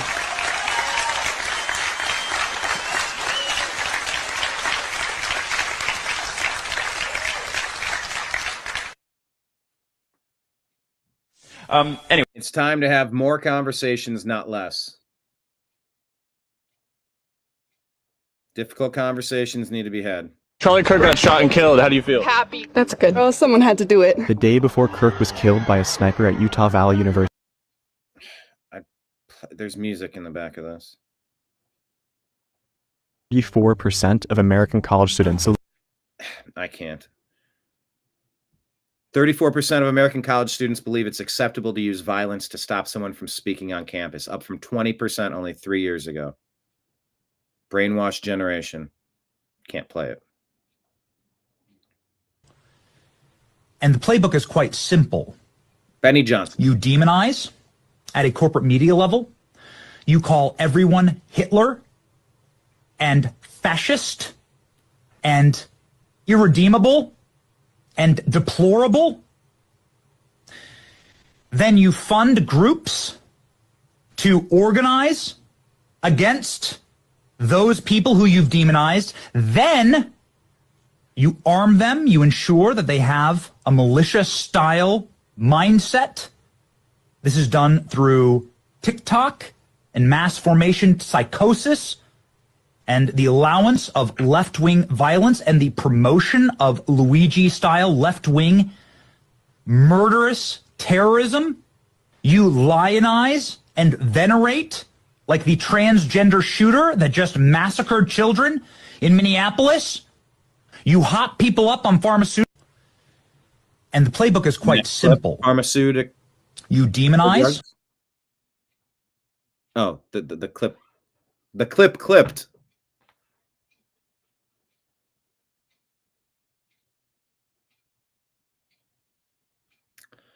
Here's the playbook. Corporate media demonizes you, calling you Hitler, fascist, deplorable. Left-wing dark money groups fund, arm, and radicalize people to target you. They hype violence, glorify killers, and manipulate minds with drugs and social media. One of the radicalized, over-medicated loners decides they can die a hero if they just kill Hitler and then repeat. Republicans and law enforcement need to seriously change their mindset on left-wing violence. Charlie Kirk was villainized mercilessly for a decade, up to and even after his political assassination. Check Twitch or TikTok or Reddit. They're demonically celebrating and looking for their next target. Charlie is a martyr because he stood against the radicalization and violence the left uses as a tool. This is not politics. This is inhuman. It must be exposed. It must be stopped. It must be destroyed. I don't even know. Here's the response to Charlie Kirk and the response to George Floyd. Take a look.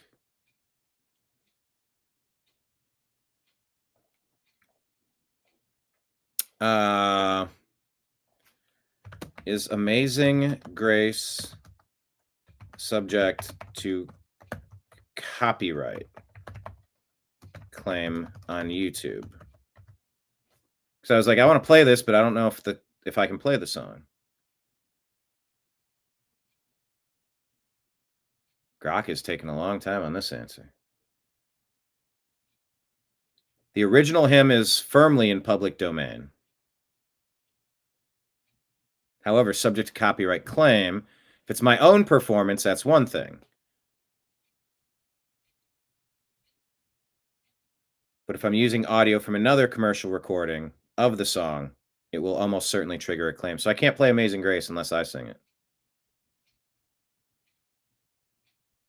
Don't feel like singing right now.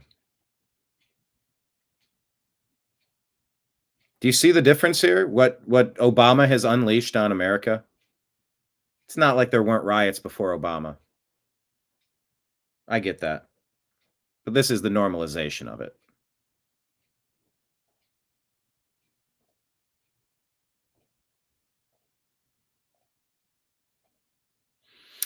Charlie Kirk debated the Democrats democratically. That's the irony. When you can't debate with words, violence becomes your voice. Our heart has the Warwick Report broken over what happened this week with Charlie Kirk. Did it make today almost more important, Jade? Oh, 100%. I mean, the ironic thing about, Charlie is that the liberal Democrats hated him, but he debated people. He was the one person who would have a sit-down conversation with you, would never hit below the belt, and was quite moderate, actually. And they got rid of him. It's not good. Do you think they are trying to take people out, threats out on the right? 100%. I mean, I'm a very small fish, but I get tons of unaliving threats. And, I can only imagine what the big fish get. And are you going to keep on covering what's going on? Oh, yes. Nothing can stop me, because I am protected by the Constitution, being an American and being a Brit. And I feel like it is my duty, and it's what I'm on this planet for. The Warwick Report on Instagram. Jade, so brilliant to meet you. Thank you so much for having me. Lovely to have you today. However, if we're put here to do the thing, do the thing. Kevin Bass says, as a former leftist myself, you must understand that the left will never stop until they achieve victory. They will not leave you in peace. They will not coexist. The only two options are roll over and be crushed, or crush them over and over. Relentlessly, constantly, forever. As soon as you stop crushing them, they will come back and start trying to crush you again. They may hide it, but that is exactly what they're doing, always and forever. There is no peace. There is either crush or be crushed by the left. This is the truth. Do you understand?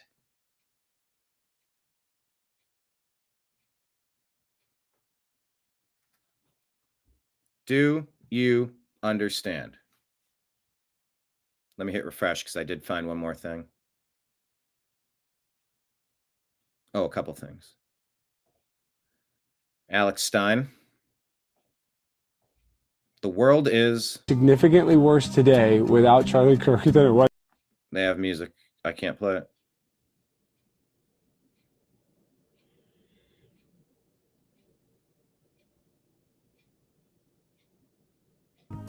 Charlie.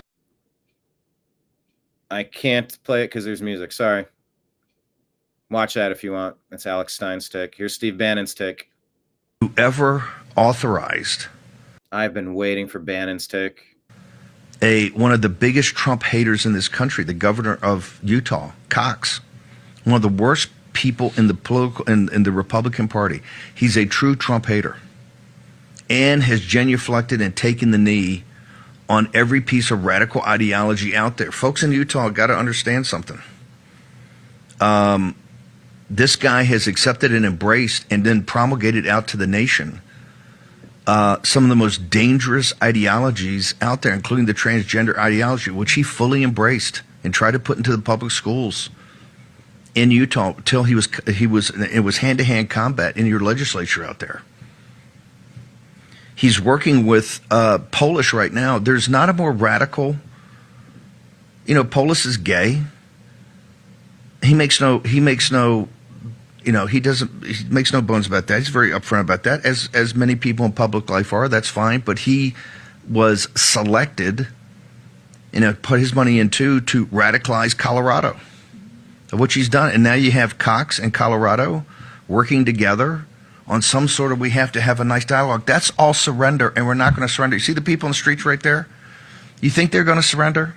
You think they're going to give their country up? This is why I say over and over again, and I'm just talking facts. As I told everybody in Britain, Nigel Farage was going to win and take his country back. And Nigel won because this is what the media's trying to do. They had two campaigns for the exit. There's only a little bit of money. I think it's £5 million. Boris Johnson ran on, well, Brussels has got control and Brussels has all these laws and Brussels does this and the EU does this. And yes, they were all intellectually correct. Nigel Farage went right to what the problem these people are protesting, the mass immigration into Britain and changing Britain and the Islamization of Britain. And had that billboard he took out that I got to see in advance. I said, yo, Raheem and Nigel working on it. It had that thing, I think Last Chance or whatever. It had just a string of people going back into the distance, millions of them. And that's what won. In Britain, remember, that's what, in 2016, 8 years ago? There's more. It stopped? Yeah, the player stopped. Okay. Anyway. Okay, so here you go. Brooke Singman. It's being reported a lot of places. Charlie Kirk assassin Tyler Robinson lived with his transgender partner, sources tell me. The individual, who is a male, who is wanting to live as a female, is fully cooperating with the FBI. Sources tell me the FBI had texts and other communications between Robinson and the individual that helped FBI authorities solidify that Robinson was indeed the shooter. Okay, that's more evidence coming up. Theo Von chimes in. I think something about that makes me sick. That's what it is. I think it's made me feel sick. And I think there's other stuff, like feeling like there's it feels like some people in the world, like some dark and powerful people know what's going on and they're not telling the rest of us. I think that feels like what's happening sometimes. And I don't know if I'm the only person that's feeling that. I feel like they all know something that's happening.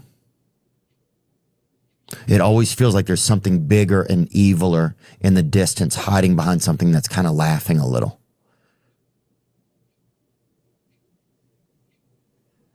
And yeah, and this just felt like the pinnacle of the horn of whatever creature that is, kind of. Or yeah, I don't know, something like that. Yeah, and I think it's scary. It's like, yeah, it's like where is safe? Where is safe?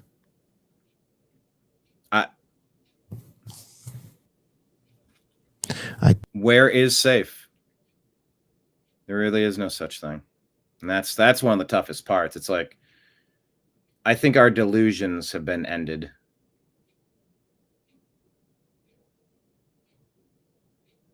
I think we've woken up to a tough reality.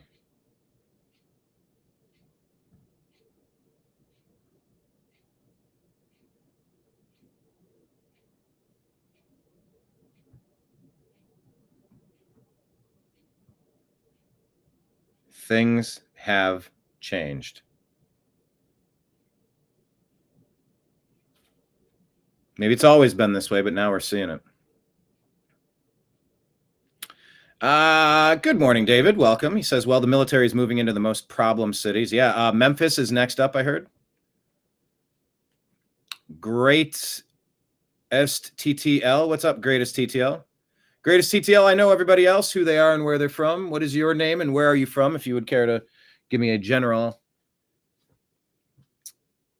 You can play it, Amazing Grace, if it's being covered, but if the singers have an album, you cannot play it because it's under the label. That's what I was figuring. That's why I'm like, well, if I sing it, I could do it. I'm like, I don't want to sing Amazing Grace. That would feel like kind of cringe, wouldn't it?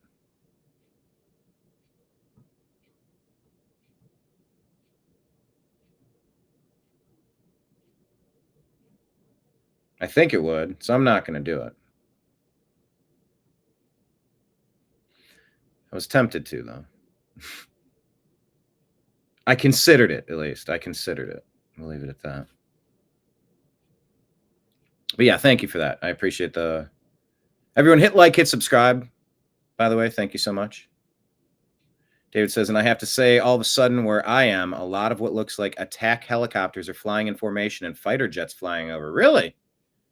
How long? Has that just been today? Has that been over the past week? Like, what is that all about? Don't forget, Constitution Week is usually in September. Let me ask Grok. When is Constitution Week?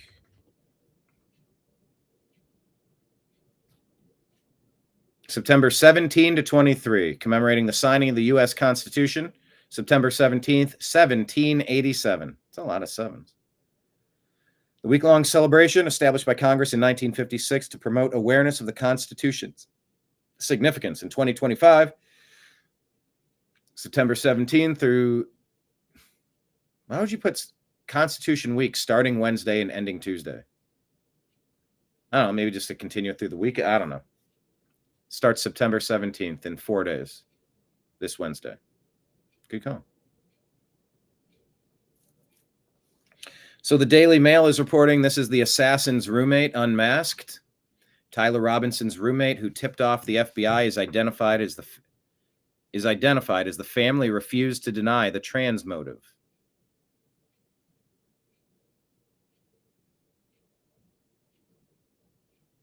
Well,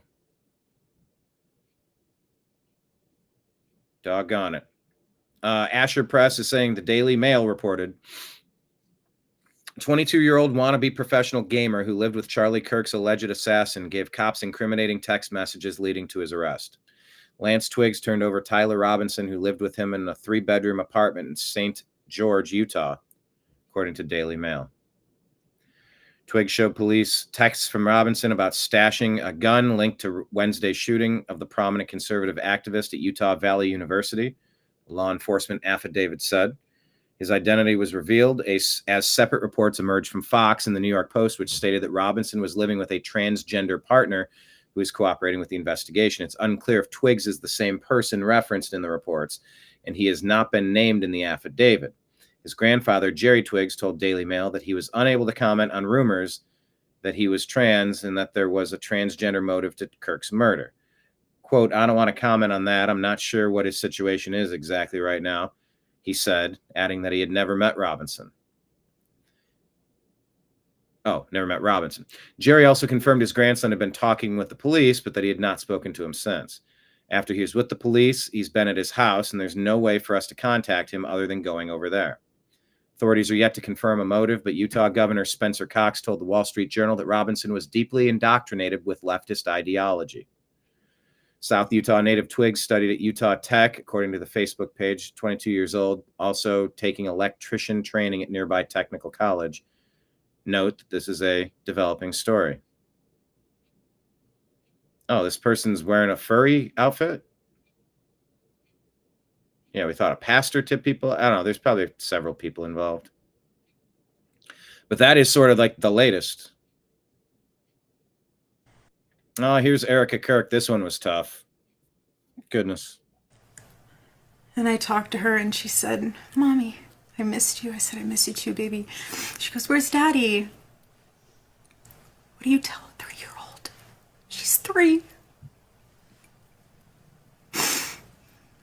I said, baby, Daddy loves you so much. Don't you worry. He's on a work trip with Jesus, so he can afford your blueberry budget.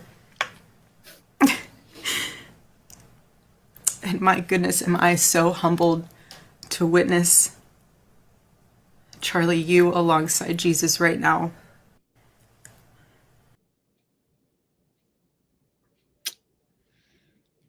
He's on a work trip with Jesus. Oh, man. I'm going to have to coin that phrase, though. Blueberry budget. I got to up my blueberry budget. That's tough. David says, there's no air show going on over here, so I don't know what's going on.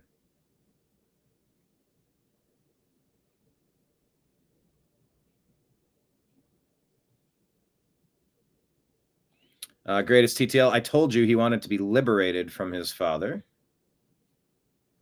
David says, this whole thing seems like a professional job, and there's more people involved, in my opinion.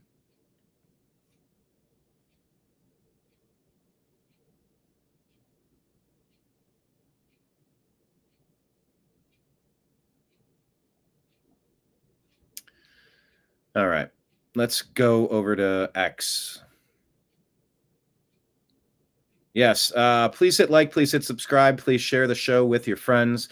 Let me put at the bottom of the screen if you would do us a favor and follow us in the other places. We're on Instagram, Facebook, Truth Social, Rumble, Odysee, Twitch, Kick, DLive, and YouTube. Search the New American Media, hit subscribe. We're on Telegram and Signal at TNAM and TNAM Chat. We're on X at American_media_. And please subscribe to our podcast called The Agree to Disagree Show on Spotify and Apple. All scrolling at the bottom of the screen. Also, thank you to our Patreon members. And if you haven't signed up for Patreon, please consider doing so. It's a great way for us to know that we have X amount of supporters donating, pledging, contributing X amount each month. So it helps the budgeting of the things that we need to do.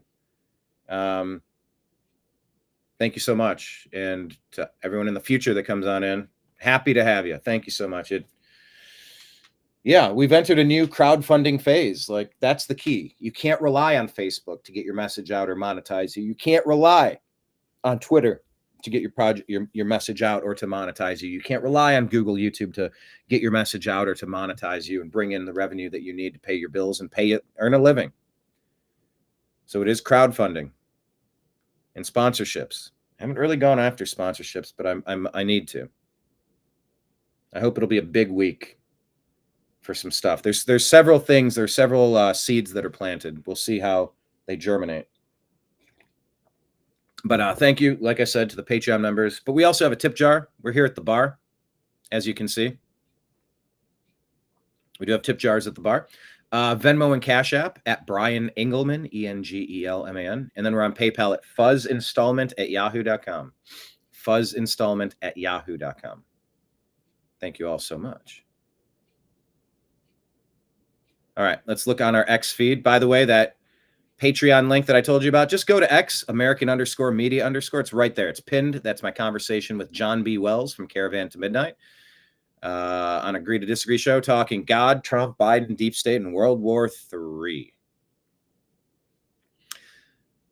Meet Scott Kaiser, self-identified as the content coordinator for ABC News, WCPT09 TV in Cincinnati. He and his apparent wife, Cheryl Kaiser, celebrated Charlie Kirk's murder with confetti emojis within hours of his death.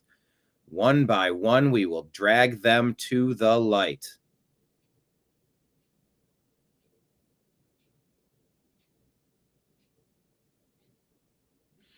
We shared the 16-minute address to the nation of Erica Kirk. Oh, my goodness.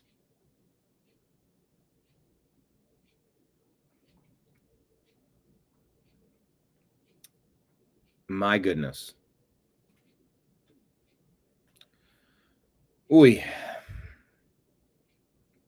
Laura Loomer reports this. Charlie Kirk's wife just posted this image on Instagram. It's her with the open casket leaning in with him. Her husband gone.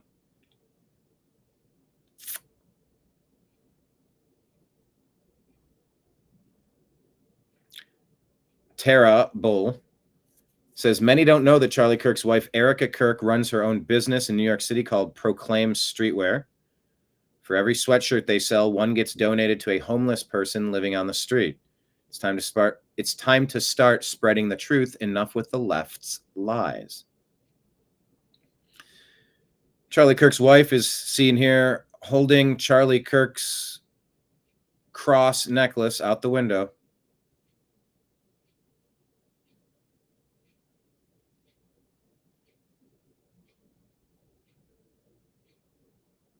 It's tough to imagine what they're going through. Hence, you can sympathize, but you can't empathize. You have no idea what that feels like. You can imagine, but it's sympathy, not empathy. That was the point Charlie Kirk was making, and the one that they're mocking his death over.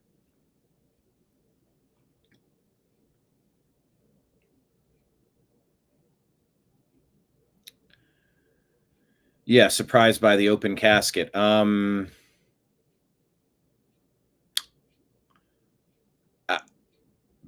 It was one shot. It was right to the neck. If you could kind of do something in this area to do something to, now we're talking about the morgue industry, but if you could, I mean, it was localized to one spot. His face, you know, I don't know, the whole, yeah, I know. Steph is reporting Erica Kirk's Instagram is full of people bothering his wife.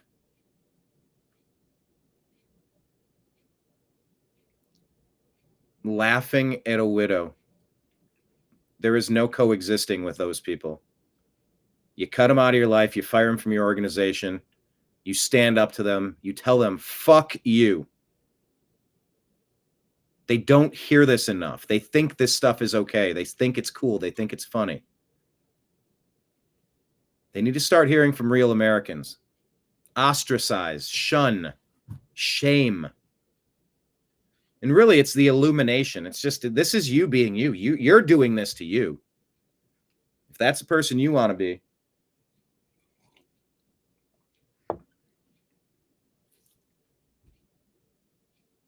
That's on you.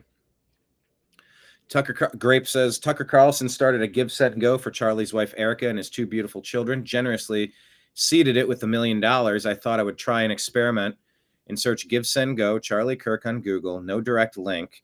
On the first page, 0. Tried on DuckDuckGo and was the top first hit. Direct link. Go figure. Huh. So is Google, like I said, Google, YouTube, not a great company. Terrible company. Because they've stolen my monetization. And it sounds like they're stealing Charlie Kirk's. They don't like you. They don't like normal Americans. Google, YouTube. Why are we working with them, spending money on them?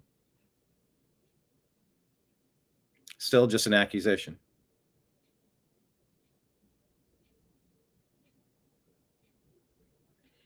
Let's hear from Bill Maher. I think this is what we all need to hear from today. Honestly, I think one of the most important things we could listen to would be, I can't believe I'm saying it, Bill Maher. I'm very curious. I haven't seen the clips from this show, but I'm curious. Okay. Thank you for coming. On a somewhat difficult week. Somewhat difficult week. Thank you. I appreciate it. Well,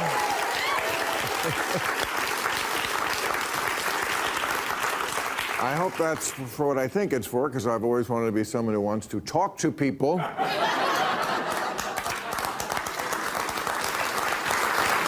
He's calling his people out. You better not be cheering like that because you're happy about Charlie Kirk, because I like talking to people. Same here, Bill. Same here.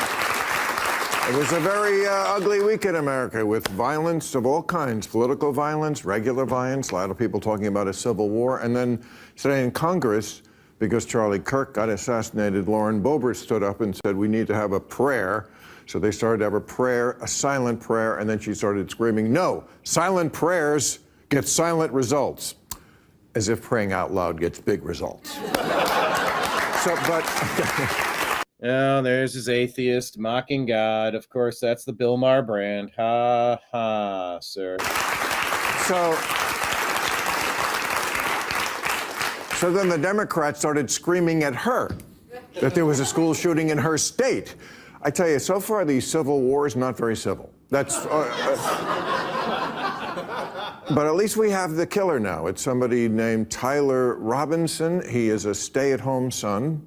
22-year-old white kid from Utah living with mom and dad. They said he acted alone. I'm sure this is not the only thing he does alone.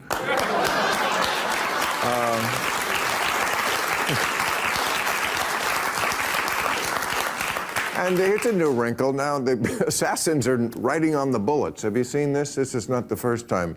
He wrote on the bullet, "If you're reading this, you're gay, laugh my ass off." Because, you know, if you're going to be an assassin, have fun with it. Also, he wrote, you know, "Hey, fascist, catch." See, Gen Z, I tell you, that's so Gen Z.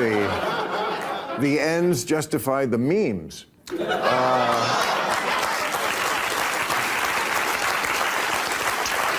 And yesterday, the president weighed in. It's not particularly mean-spirited. He's trying to tell jokes. I'm not finding it funny. Like, I'm not offended. It's just not funny. On this, he said, "Violence and murder are tragic consequences of demonizing those you disagree with day after day, year after year. And that goes double for dogs, fat pigs, and terrible persons."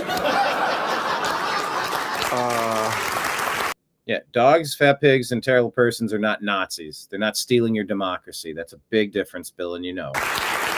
And today, they asked the president, "What are you going to do to bring the country together?" And he said, "I know this is going to get me in trouble, but I could care less."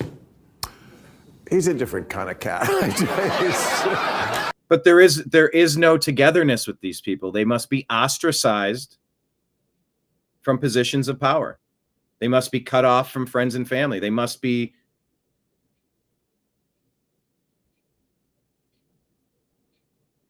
we need to stop making more of them. We need to stop the schools creating them. The media, the schools, the Democrat Party, they're creating angry, bitter, violent, confused, depressed people. And that's starting and stopping with the people that we're choosing to hire in the education system. We need a full enema to clean out all of our school systems. I think there needs to be a new hiring test to find out who people are, the type of stuff that they embody, because it's all been one direction. What I say, 90% of teachers, or 70 to 90% of teachers are Democrat. Look what it's getting. Look what's happening to the kids, how confused and angry they are. His message is, "Let the healing stop." Oh, okay. His message, not mine. Don't fucking. No, he had a rough week, and this shit has to stop too. He went out to dinner. I wouldn't have done that. In Washington, D.C., okay, and people started to gather around him, and they were chanting, "You're the Hitler of our time." Okay, first of all, assholes, he's not Hitler, okay? An insult to everybody in the Holocaust to begin with. Second of all, calling somebody Hitler makes it a lot easier to justify things like assassination. Let's put a shitload of that away, shall we? And also, no, I'm not.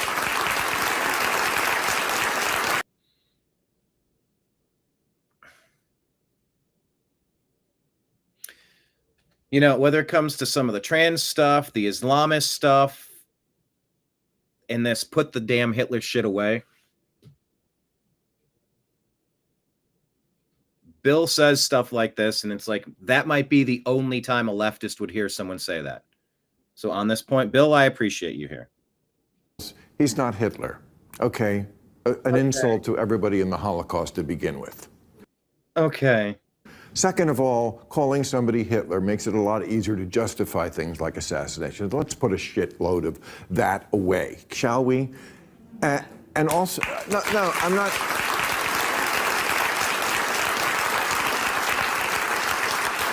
I'm not saying he's popular. You know, he went Trump is very popular, the most popular president. out to dinner there in Washington, D.C. The kitchen had to send out for more spit. But he's not Hitler.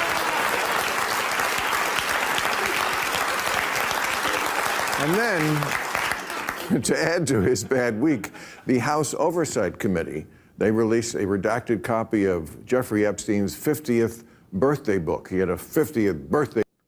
He didn't cover Iryna Zarutska. And he's going to run with this. You've seen this birthday card?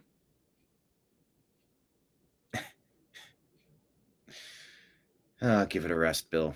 Party, you know, people put together a book where people write in, and a lot of people wrote in this book. Bill Clinton's in there, Dershowitz, a lot of world leaders, a lot of titans of industry. I am not in the book.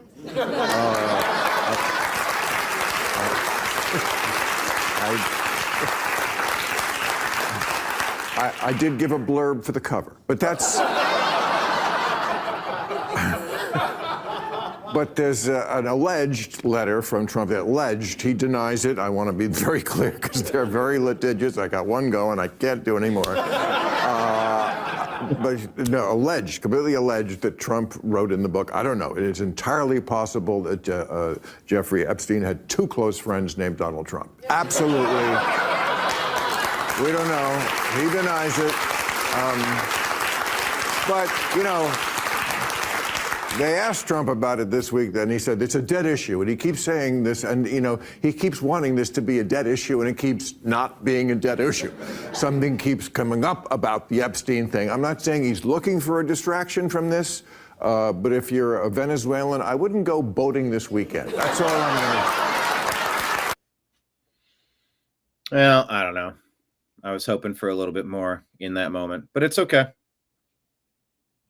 Gave it a shot. And he did probably tell those people that you got to drop that Hitler stuff. Wait a minute. You couldn't hear any of that, could you? Wait, were you able to hear any of that? Oh, good grief.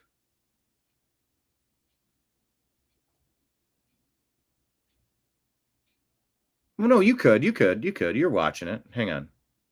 I think I need to change the screen. All right, good. Okay. All right, here's Chris Cuomo backtracking. Because, you know, Cuomo doing Cuomo things. I never suggested or would suggest that Elon should be hurt for what he says. That is horrible. And anyone who believes that is wrong, and wrong to want it. I know there's power in playing the victim. But Elon Musk is the one saying that the left is the party of murder. And that is as useless as his platform when it comes to pushing extremism at a time when we need to do the opposite. And I know it makes you money. And I know it makes you resonant. But it's also why you're no longer standing next to the president. And I would never want anything bad to happen to him because I think he has bad ideas. Elon Musk can be part of a better social media. He should change his algorithms, and I would never want anything bad to happen to him, okay? I never suggested or... He sort of did, though. But everybody needs to be very cautious on the left of acting the way that they've been acting with impunity for 20 years. And we are all pushing back.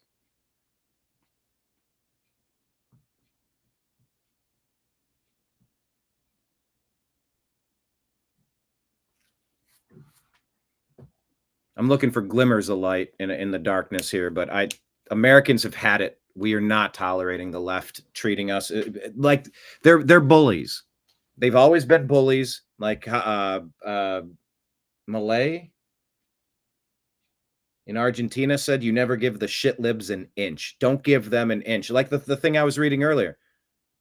They will crush you if they can, unless you crush them. Nonstop forever. If you ever let up, they will keep going and they will come back and they will start up their shit again. And this whole Obama doctrine to radicalize the entire generation of the past 20 years, 1 or 2 generations, to crank out an army of radical professional paid protesters, agitators, community agitators. That's been his plan, and he's achieved it. And you know what? It's the pushback now. We see what's been happening. It's done. No more standing up.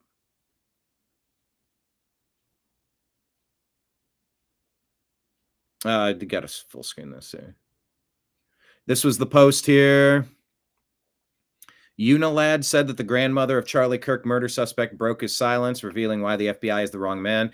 I don't think he ever shot a gun, to tell you the truth. He doesn't hunt. He's never liked anything like that. I know he doesn't own any guns. There's just no way he could have been that good of a shot, according to Unilad. Not sure if that's true or not. Third member of Clemson faculty found spouting egregious hate on social media after Charlie Kirk's assassination. Robin Newberry says, in a world full of Charlie Kirks and Brian Thompsons, be a Tyler Robinson or a Luigi Mangione. So to my friend that was giving me grief, why are you talking about teachers? I worry that someone's going to come and shoot up a school. Number 1, schools should have security. Number 2, professors should be armed. Number 3, if your significant other is posting shit like that guy at Clemson or that lady at Clemson, they need to leave the profession. They're no longer welcome. Ostracized immediately. Shamed publicly. Use some fucking introspection and look in the goddamned mirror. If that's what you are, then yeah, you should be scared of losing your job, not your life. Because they have been making it tough for us to speak our opinions without losing our jobs and our lives. And I see this fly. I really want to get it. But yeah, there's not a lot of good that's come out from this situation. Not a lot of good. Although there's been a ton of good. Oh, I do see it. Let me see if I can get this monster. Where is it at? Oh, it was right there. It stopped right there. Is it there? Can I see it? Oh, because I have a tool at my disposal now. Okay, I'll bide my time. I'll bide my time. Oh, there it is. Can I get it? No. I tried to take it outside and it wouldn't let me. Anyway, I'll try it later. But yes, schools need an enema. Okay, good. Kenneth, Unholy, you said you heard it. Marion, you heard it. Good, thank you. Support system, support staff. Thank you, guys. And girls. Thank you, guys and girls. But yeah, the school systems need a massive enema. A purge of these people promoting being a hitman. Cam Higbee was at a table with a sign that says people shouldn't be killed over opinions.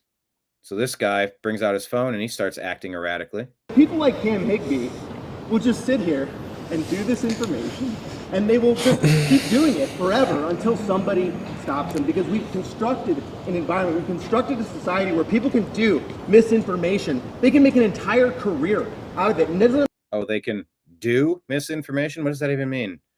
Guy with painted fingernails and strange boots. Black painted fingernails. They can do misinformation. It doesn't matter how much that misinformation gets other people hurt and killed. It doesn't matter if it's just... Opinions don't get people killed. Yeah, you can have the wrong fucking opinion, dog. Opinions don't get people killed. This is it. Why don't you show the sign? He's crashing out like this because I have a sign that says nobody should be killed with their opinion. Oh, my bad. Sorry, I tripped. Touch my stuff. I tripped. What are you going to do? Are you going to mace me? Yeah. Please Back mace the me. off. People like Cam Higbee. Yep, there you go. You're tolerant left. The Joe Burrow Foundation issued a statement.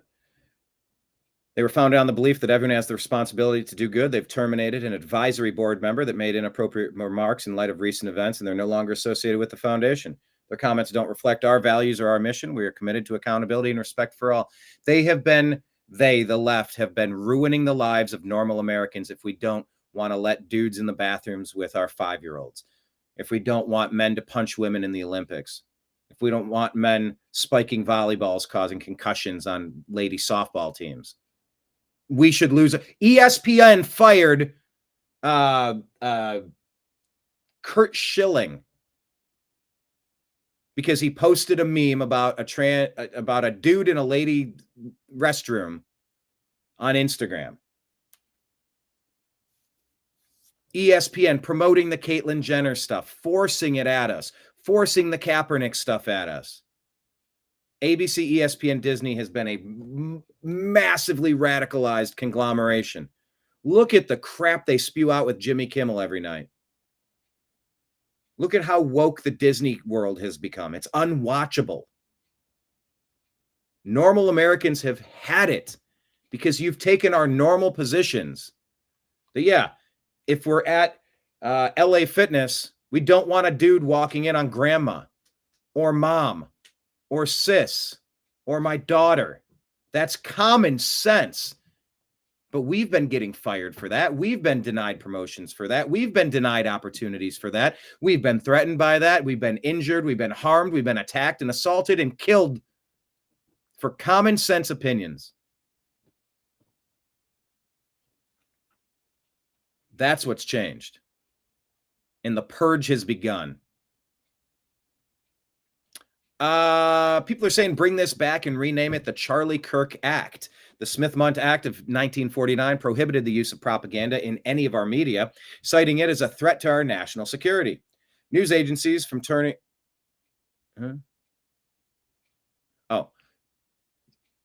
Citing the use of propaganda in our media in 1949, said it was a threat to our national security. What is it? This is bad writing. News agencies from turning into an entertainment outlet, ultimately becoming a threat to our national security. Anyway, yeah, it's not written well. Former President Barack Obama undid this in 2012, reclassifying it as entertainment and allowed them to start using propaganda in our media. All of our media, magazines, newspapers, TV news, and yes, our textbooks. This is why President Trump calls our mainstream, it's lying legacy media, calls them fake news. The people want our news back again. The people want the truth again. This guy was just walking down the street and look what happened. Iryna Zarutska, doggone it. Look at this. So this guy just said he wanted to murder our baby as we were walking past. And now they're going to put him under arrest. He said, I'm going to murder your wife and baby. Yeah, he literally said that. This guy right there, when we're walking past. So we're going to press charges. You arrest those people and you keep them off of our streets. They are mentally unwell, or they're just dirtbag, scumbag criminals. There's a slight difference, not much. He said he wanted to kill our white baby. Specific, racially charged hate crime threat from a black dude about wanting to kill our white baby in Washington, D.C. yesterday. How sick can people be? This is disgusting. I'm completely outraged. You can't even walk down the streets of Washington, D.C. without people acting like this. Thank God we reported it to the police and they're dealing with the guy. I cannot believe this right now. You better believe it. Don't bring your kids down here. It's not safe. Don't bring your kids to D.C. It's not safe at all.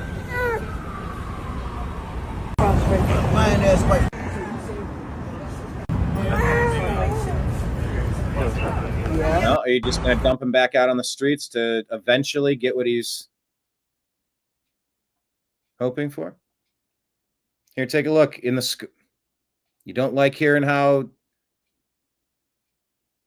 the teachers are being discussed for radicalizing people? The entire trans movement, the teachers calling people Nazis. Look, there they are in class. They're all Nazis. Then at home watching your TV, they're all Nazis. Then up on stage, they're all Nazis. Then there you go. You grab your rifle and you've been activated. They're all Nazis. There is culpability from the lying legacy media. David says, if speech is reduced to speaking from a bunker, it's time that the government and military move. Like, get on. Get on with it. No, the Democrat Party is not just useless. They are toxic. Yeah, they're useless except for doing constant corruption. I mean, it's a shame that schools need security, but I mean, it's a shame that banks need security. You protect the things that matter. I wouldn't look at it as a shame. It's just you protect things that matter to you. If there's a bank, they have security. If you're out in the universe, you should have security. And if your kids are somewhere, there should be security there. I know this fly wants to get out. If it would just let me put the cup over it, it would be outside already. But yeah, that graphic kind of shows it. The kids are getting it in the schools. They're getting it on the TV. They're getting it on the screens or on stage.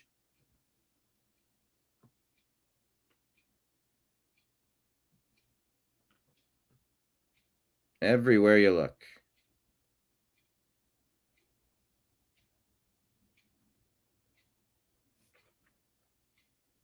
All right. Never forget, remember her, Iryna Zarutska. Can somebody type her name in the comments? IRYNA ZARUTSKA. Marion has to run. I'll keep playing at home. Thank you so much. Stay safe, everyone. Catch up later. Bad area for cell signals. Other I'd be listening by driving. Marion, we appreciate you. Thank you so much. We're all hashing it out together. But never forget, remember her. I know, David, you're right. You think back to when you were in high school and there just wasn't this crazy shit. I know, things did used to be different, for sure.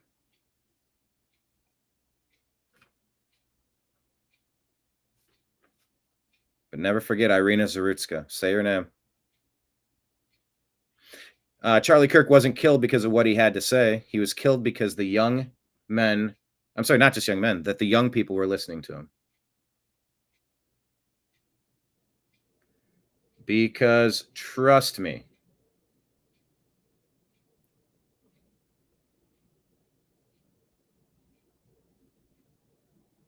it wasn't just the young men that were listening. The women were definitely listening.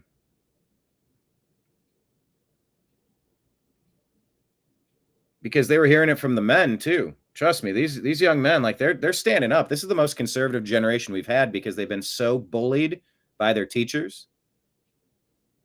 There we go. Iryna. Yeah, I know. I used to just fight it out with fists if things got too rough.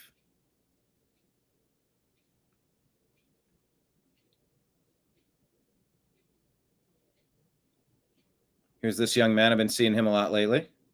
Wait, don't scroll. I wanted to come on here and talk about the death of someone I looked up to, Charlie Kirk. And I wanted to say that it is disrespectful how people are making Fortnite memes and talking bad about him like he was a horrible person. All he did was have boldness in his faith with Jesus Christ. Like, you guys are so mean to people just because they have beliefs. We, as Christians, we respect you for your beliefs, but we tell you what's wrong and what's right, righteously. But you do not need to be making fun of him because a tragedy has happened. That's all I want to come on here to say is it's blatantly rude and disrespectful to be talking about someone's death like he's just a piece of trash. He has a family, he has kids, he has a wife. You guys want someone to respect you if you got shot, right? If you passed away, you would not want anyone to be talking bad about you. And I saw a video, I saw someone making fun of his wife too. Like, that's just horrible and rude. And today is a very special day to me because I hit 14,000 followers, but I don't even want to celebrate that because I just feel guilty that someone I looked up to passed away. And I'm still able to be on this earth. That's how grateful you have to be. So just stop making fun of him and just go. Like, just stop making fun of him. It's not even funny at all. I agree. Charlie Kirk Act. Alrighty, this message is for President Trump and his administration. If you stay to watch the video, please tag him down below, share, and repost so we can try to get this to him as quickly as possible and hope that he can do something with this. President Trump, as a supporter who voted for you 3 times, I am hoping and praying that you will revisit what Barack Obama and Joe Biden got rid of back in 2013, which is the Smith-Mundt Act, which held news corporations accountable for lying to the American people and spreading propaganda instead of truth. I think instead of bringing it back as a Smith-Mundt Act, you name it the Charlie Kirk Act, you make it a law, and you make it damn near impossible for these people to continue to lie to the American public, which has brought chaos, hatred, division, and anarchy all across this country. Fines out the ass, which will damn near bankrupt their companies should they lie to the American people ever again. They can have their opinions, that's fine. They need to state that it is their opinion and that it is not a fact. Because of their constant lies, a man lost his life over it.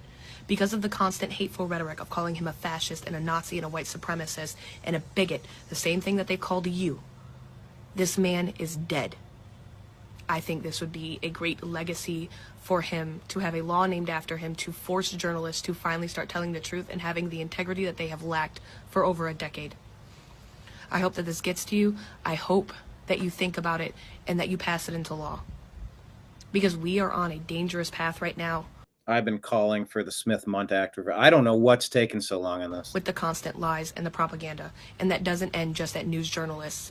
Nope. It needs to go to content creators who consistently spread lies and propaganda and half-truths across the internet. This needs to end. And people need to start being held accountable for baseless claims over absolute abysmal things. It needs to end. So there's a big push for this. The original tweet's unavailable. I can't show you. It got 30 million. Elon says either we fight back or they will kill us. Do you understand where we're at?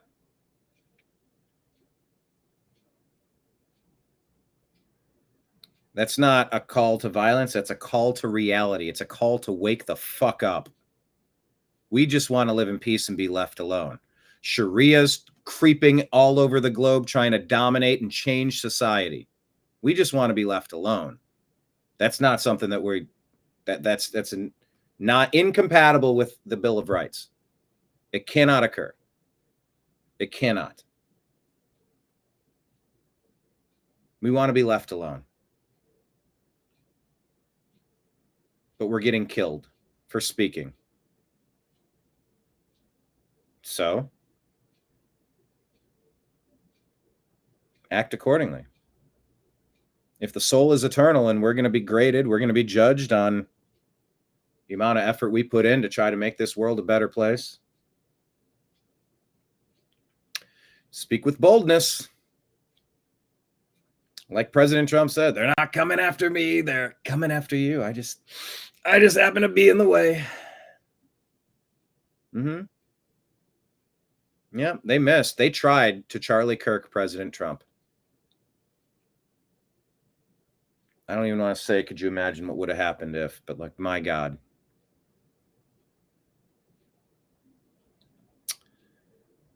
The Democrat Party is not a political party, says Dr. Sherry. They're a foreign-controlled domestic terrorist organization masquerading as a political party to bring down America.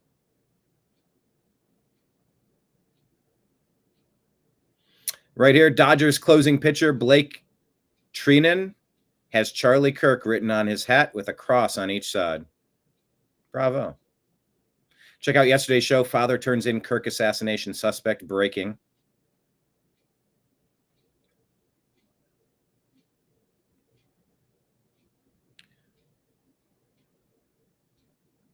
What does it say? Mortal Up with Brian Body says, what does it say of a mind celebrating the murder of an innocent human being? There has been a split in our evolutionary tree. They are of a branch that we are not. So, by the way, here's this Charlie Kirk, Young Turks. Dave Rubin says, after Charlie was attacked by Antifa at a breakfast in Philadelphia. You want to see Jenk's response? It allows for easy martyrdom for these guys, and they don't deserve it.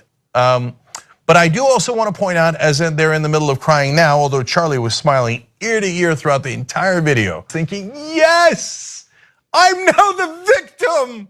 and I'll get to claim that my rights have been abridged. It allows for easy martyrdom for these guys, and they don't deserve it. But I do also want to point out, as they're in the middle of crying now, although Charlie was smiling ear to ear throughout the entire video, thinking, yes, I'm now the victim, and I'll get to claim that my rights have been abridged. Watch Cenk, this I have 10 headlines here. He has put up. Okay, where's the? Here we go. Listen to this. This is a good one. I'd like to ask Cenk. I have 10 headlines here. He has put up about Charlie Kirk. They are on his channel right now, and let's see if Cenk believes that these are true. Charlie Kirk says prominent black women took white people's spots. Charlie Kirk boasts about his all-white basketball team. Charlie Kirk gives piggish advice to high school girls. Ex-employee exposes Charlie Kirk's grift. Charlie Kirk embarrasses himself. Charlie Kirk's brain melts explaining anti-vax conspiracy. Charlie Kirk rants about women in their 30s. Charlie Kirk has literally no clue how the real world works. Charlie Kirk gets triggered, declines appearance over pronouns. Charlie Kirk doubles down on women-hating backlash. I am telling you, peers, Charlie Kirk was one of the best human beings I ever met. He did not have a bone of racism, misogyny, or anything else in his body. But liars lie, and they gin up otherwise good people. From the little bit we know about this shooter, he had a stable household, he was going to college, he was fine. We'll find out where he got radicalized. But please, please, let's not pretend we don't know where this stuff is coming from. And please, let's not pretend that this thing is going both ways, because it is absolutely not. I'm not having the both ways conversation. I also have well, you know what, Cenk, I'll ask you a question directly, actually. Do you think Charlie wanted to be martyred? Do you think Charlie wanted to be martyred? Do you think Charlie wanted to be killed? Yes or no? Of course not. What kind of asinine question is that? You don't? Because that's pretty interesting. Because here's a video of you, Cenk, talking when Charlie was at a breakfast. For these guys, and they don't deserve it. But I do also want to point out, as they're in the middle of crying now, although Charlie was smiling ear to ear throughout the entire video, thinking, yes, I'm now the victim, and I'll get to claim that my rights have been abridged. Did you catch the beginning of that, Cenk? Listen, we'll do it again. No, I didn't, and that's totally out of. No, we're not going to do it again. Totally out of context. I don't even know what the hell you're talking about. No. Listen, brother. Are you trying to get harm for on 1 me? second. Is that what you're trying to do, you loser? Yeah. Jesus Christ. Mm-hmm.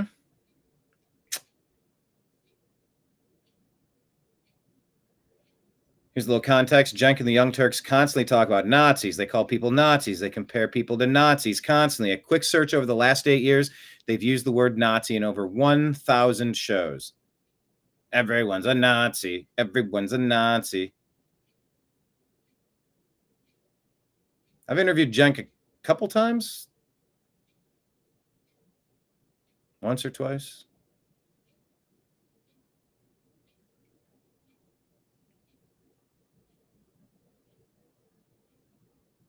Andrew Tate. Hey, you know what?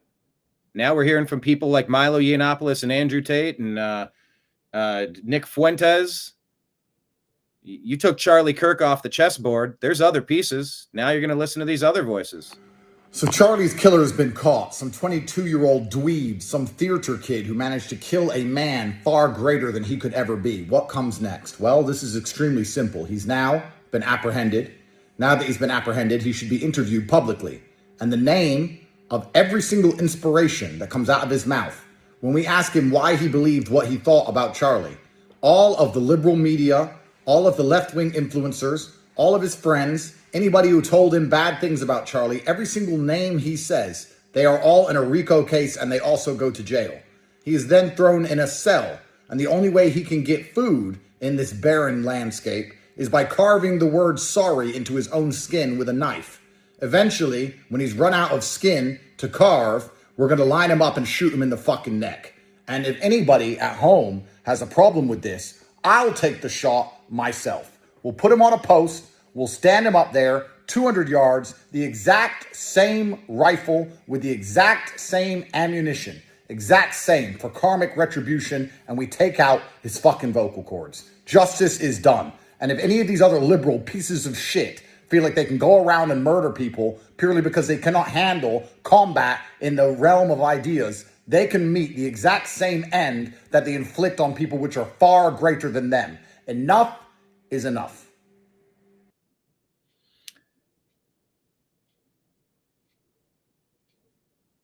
He should be publicly interviewed, and the name of every single inspiration he had should be noted. And yeah, I believe Utah has the firing range.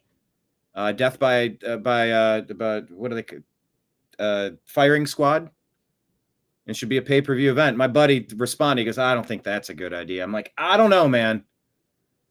You know, you almost want to, we haven't been sending messages. We haven't been showing this is what happens when you do this. You want to watch. I don't know. I know it's,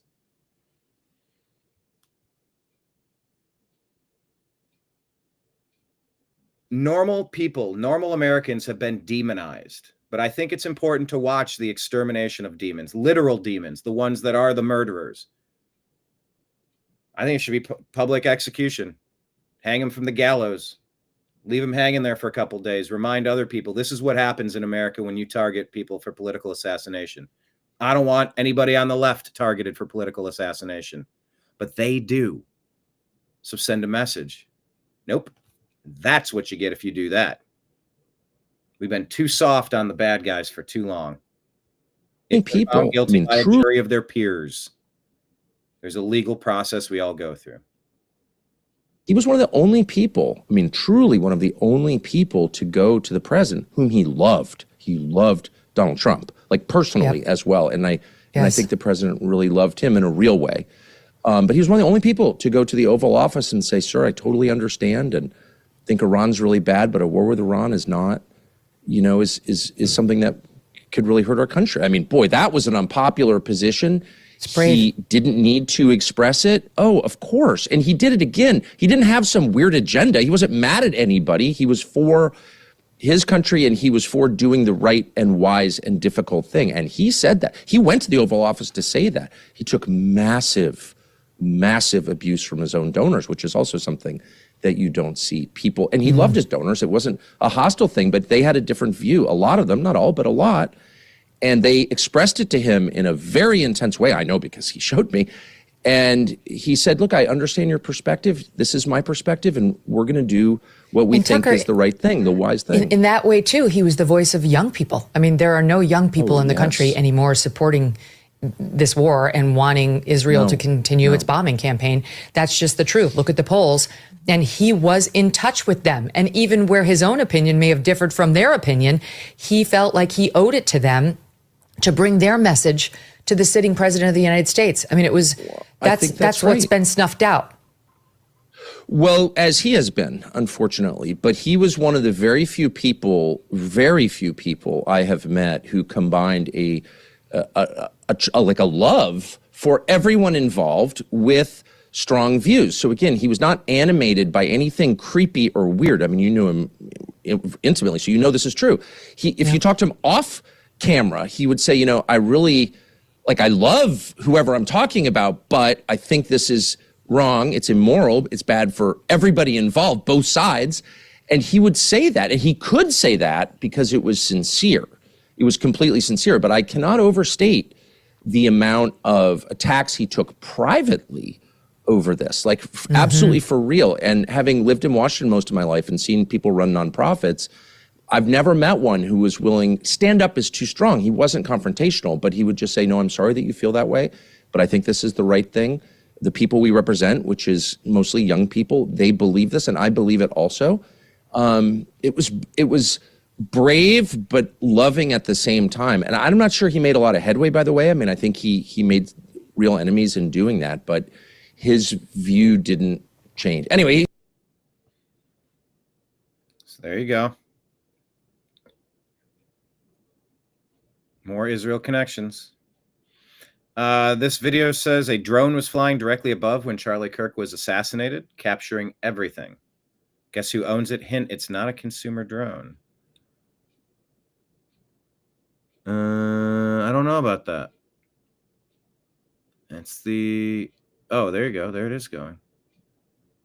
Okay. Kevin Dalton tells us, for what it's worth, I worked at TMZ for a few years, and I can say with rare exception, the newsroom was filled with hateful, angry progressives that would, without question, laugh at Charlie Kirk getting shot.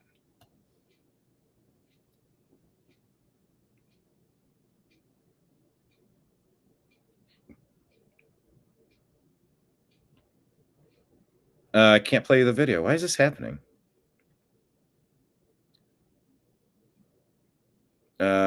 Charlie Kirk's death exposed the biggest scam in history. Here's the whole video you could watch. Not going to play it here. Here's this guy. He makes gardening content, but you know what? You radicalized him. You radicalized all of us. This is not going to go well for you, radicals. Hey guys, no half-ass gardening tips for you today. This is just a public message, I guess. I was an old school Democrat. I will never vote a fucking Democrat ever. I was a Purple Party independent. You lost me. I'm all red now. When you celebrate and rejoice in the murder and assassination of someone who just was giving a different point of view than what you're used to in the fucking colleges these days, you are and will always be part of the problem if you're rejoicing in that. He was a family man. He just came and was respectful to everybody and was assassinated for it. It's fucking pathetic. And so has what the Democratic Party has become. Hey guys, no. So the walkaway movement claims another. How could it go any other way, really?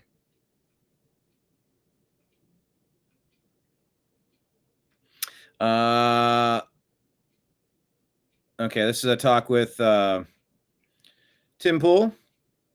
Tim says, when they call us Nazis, fascist, far right, and then violence happens, well, nobody likes Nazis, right? That's the justification. So they're making a transition from paid mobs burning shit down in the streets to mass shootings and targeted assassinations. Because Antifa and BLM didn't stop anything, Trump came back anyway. The country obviously was not cowed into submission by the organized rioting tactics. Tactics are evolving. So prepare. Be aware. That's from Brian Cates. John Cullen says, I think Kash Patel might have another big problem. As Jail Broski points out below, the photo they shared of the weapon appears to be a Remington 700 short action, not a Mauser 98 model. Why is that a problem? The Remington 700 short action can't chamber a 30-06 round. I don't know if that's true or not, but that's something that's been brought to light.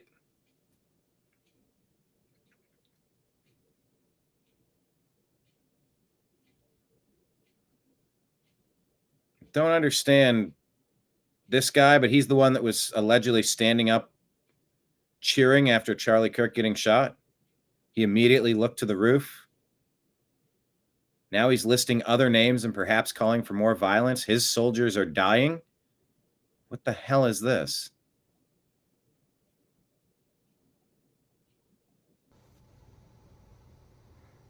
You know, all this chatter is absolutely incredible, but I'm actually really burnt. I'm honestly like the happiest person you have ever met in your entire life. And I am absolutely sick of all of my soldiers, including Charlie, dying so you guys can mock each other. Mock away and see what happens. I am done with my soldiers dying while everyone just mocks each other. Mock, mock, mock. You think that that's a solution? You know, every major religion speaks out against mockery. And I saw mockery. And I saw a mob just energized with mockery. Absolutely laughing. This is John Oliver. This is Matt Walsh. This is Louder with Crowder. This is all the mockery that's existed on both sides of the equation. And it's killing my soldiers, my people, and I'm done. I don't want to see my men die anymore. I'm sick of it. I'm sick. I didn't see Charlie die.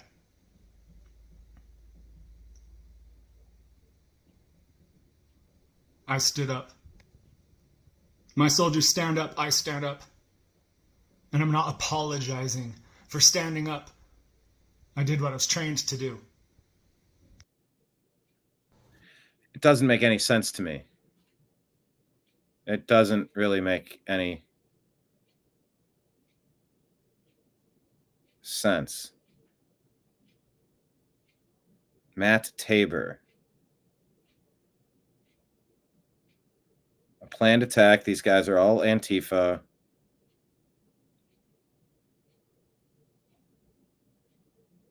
He's signaling with other names. Trained by who? Trained to do what? What the fuck is he talking about?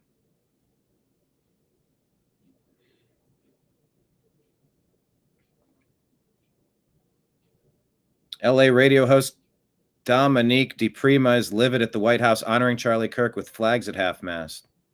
She says they're celebrating a white supremacist.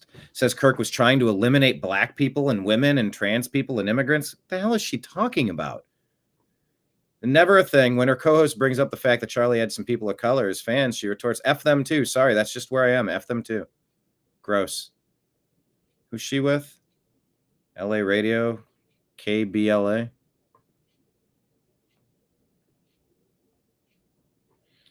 Mays points out, a person who listens to Jake Tapper's show would believe that Trump said Nazis are very fine people and he's never condemned white supremacy. Remember that? For years, Jake Tapper has played a deceptively edited video and spread a lie. Why? To make people hateful and angry and violent. You have it? Okay, I'm being told we have it. Thank you. Run it, please. That's such a goofy show thing to do. Hold on. What?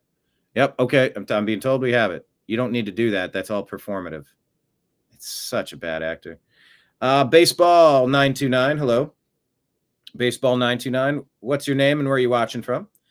Tyler Robinson's grandmother was interviewed by the Daily Mail. Says, what is this? My son, his dad is a Republican for Trump. Most of my family members are Republican. I don't know any single one who's a Democrat. Yeah, the story that I've heard is that he became the one person who would argue with him at dinner. He became radicalized somehow. And specifically, they were discussing Charlie Kirk. They were getting mad, and he kind of brought up that he's coming to campus, and he got agitated and angry and started arguing with everybody. Unconfirmed. Baseball 929 says the vast majority of Democrats don't own firearms. They are currently being blamed for something tragic that was done by far-right groyper from a MAGA and NRA family. It's sickening and dangerous. We don't know if the person in custody was the killer. We're unpacking evidence. We don't have access to the actual evidence. We're just trying to put puzzle pieces together. And some of the puzzle pieces appear to be a little too staged, honestly. Frankly speaking, rather. We played you the Michael Savage clip yesterday saying, it doesn't make sense. He does what? See the video on the roof, but he's not running with a gun. It doesn't appear like, unless I missed it. That he disassembled it and then jumped off the roof and then ran into the woods. Then he assembled it and then he left it. And he left the shell casings behind. I don't know. There's a lot that doesn't make sense on the story. But here's what they did to frame anyone supporting any any normal American idea. MAGA's not fascist. MAGA's not fringe. It is a vast majority of this country that just wants common sense stuff. We mostly just want to be left alone. Excuse me, to protest. Excuse me, they didn't put themselves down as you, and you had some very bad people in that group. But you also had people that were very fine people on both sides. That was President Trump saying that very fine people were marching alongside neo-Nazis and skinheads and white supremacists. What a fucking asshole and what a fucking shit network. What a bunch of shitbags. Was President Trump saying that very fine people were marching alongside neo-Nazis and skinheads and white supremacists? So you got to take them out for the good of your country. See, they make the right into the demons. They are the demons. And then they convince the simpletons, the brain damaged people on the other side, the poor, unfortunate souls who have been subjected to brainwashing techniques at the highest level, weaponized against them to confuse them, to shame them, to guilt them, to silence them, to then regurgitate all of the stuff, the Stockholm syndrome. You start repeating what your captors are telling you. You become one of them. That's a problem with teaching. That's a problem with media. That's a problem with the Democrat Party. Jake Tapper, this fucking asshole. Very fine people on both sides. That was President Trump saying that very fine people were marching alongside neo-Nazis and skinheads and white supremacists. No. I've condemned neo-Nazis. I've condemned many different groups, but not all of those people were neo-Nazis, believe me. Not all of those people were white supremacists. And you had people, and I'm not talking about the neo-Nazis and the white nationalists, because they should be condemned totally. But you had many people in that group other than neo-Nazis and white nationalists, okay? This is a president who said there were, quote, very fine people on both sides in a Charlottesville neo-Nazi Klan march in Charlottesville, and his infamous reference to very fine people. There were, quote, very fine people on both sides of that Charlottesville, Virginia march. And candidate Trump, I tried to get him 3 times to condemn David Duke. He wouldn't do it. Well, you've got David Duke just joined, a bigot, a racist, a problem. I mean, this is not exactly the people you want in your party. A lot of people think that he has a soft spot in his heart for, or at least won't condemn, white supremacists. As I said on Saturday, we condemn in the strongest possible terms this egregious display of hatred, bigotry, and violence. It has no place in America. Racism is evil, and those who cause violence in its name are criminals and thugs, including the KKK, neo-Nazis, white supremacists, and other hate groups that are repugnant to everything we hold dear as Americans. We are a nation founded on the truth that all of us are created equal. And there's this big effort by Trump supporters to pretend that the president didn't say what he said, to call this all a hoax. And you had people, and I'm not talking about the neo-Nazis and the white nationalists, because they should be condemned totally. But you had many people in that group other than neo-Nazis and white nationalists, okay? You have it? He's saying that you had normal people who were just like, there's a statue up, it's there, just leave it be. You want to put another statue up to add more context, add another statue, but you're not tearing stuff down, because that doesn't stop. Because then you'll start tearing things down all across the country. You'll start tearing everything down, whether it's Aunt Jemima, Uncle Ben's, Washington Redskins, Cleveland Indians, tearing down Charlie Kirk. Tried to tear down President Trump in Butler, Pennsylvania. Enough is enough.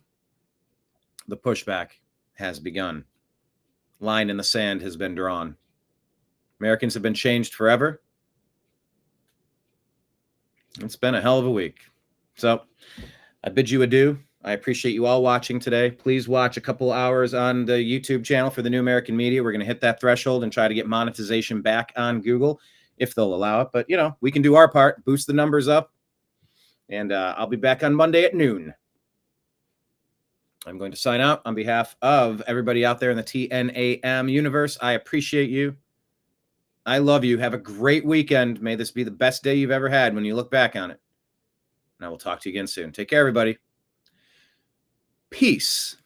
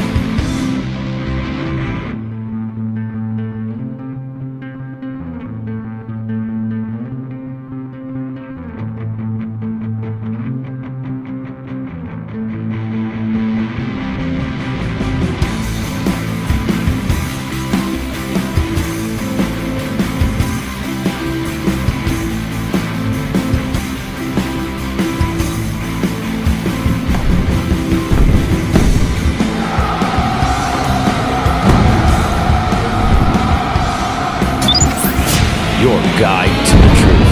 TheNewAmericanMedia.com.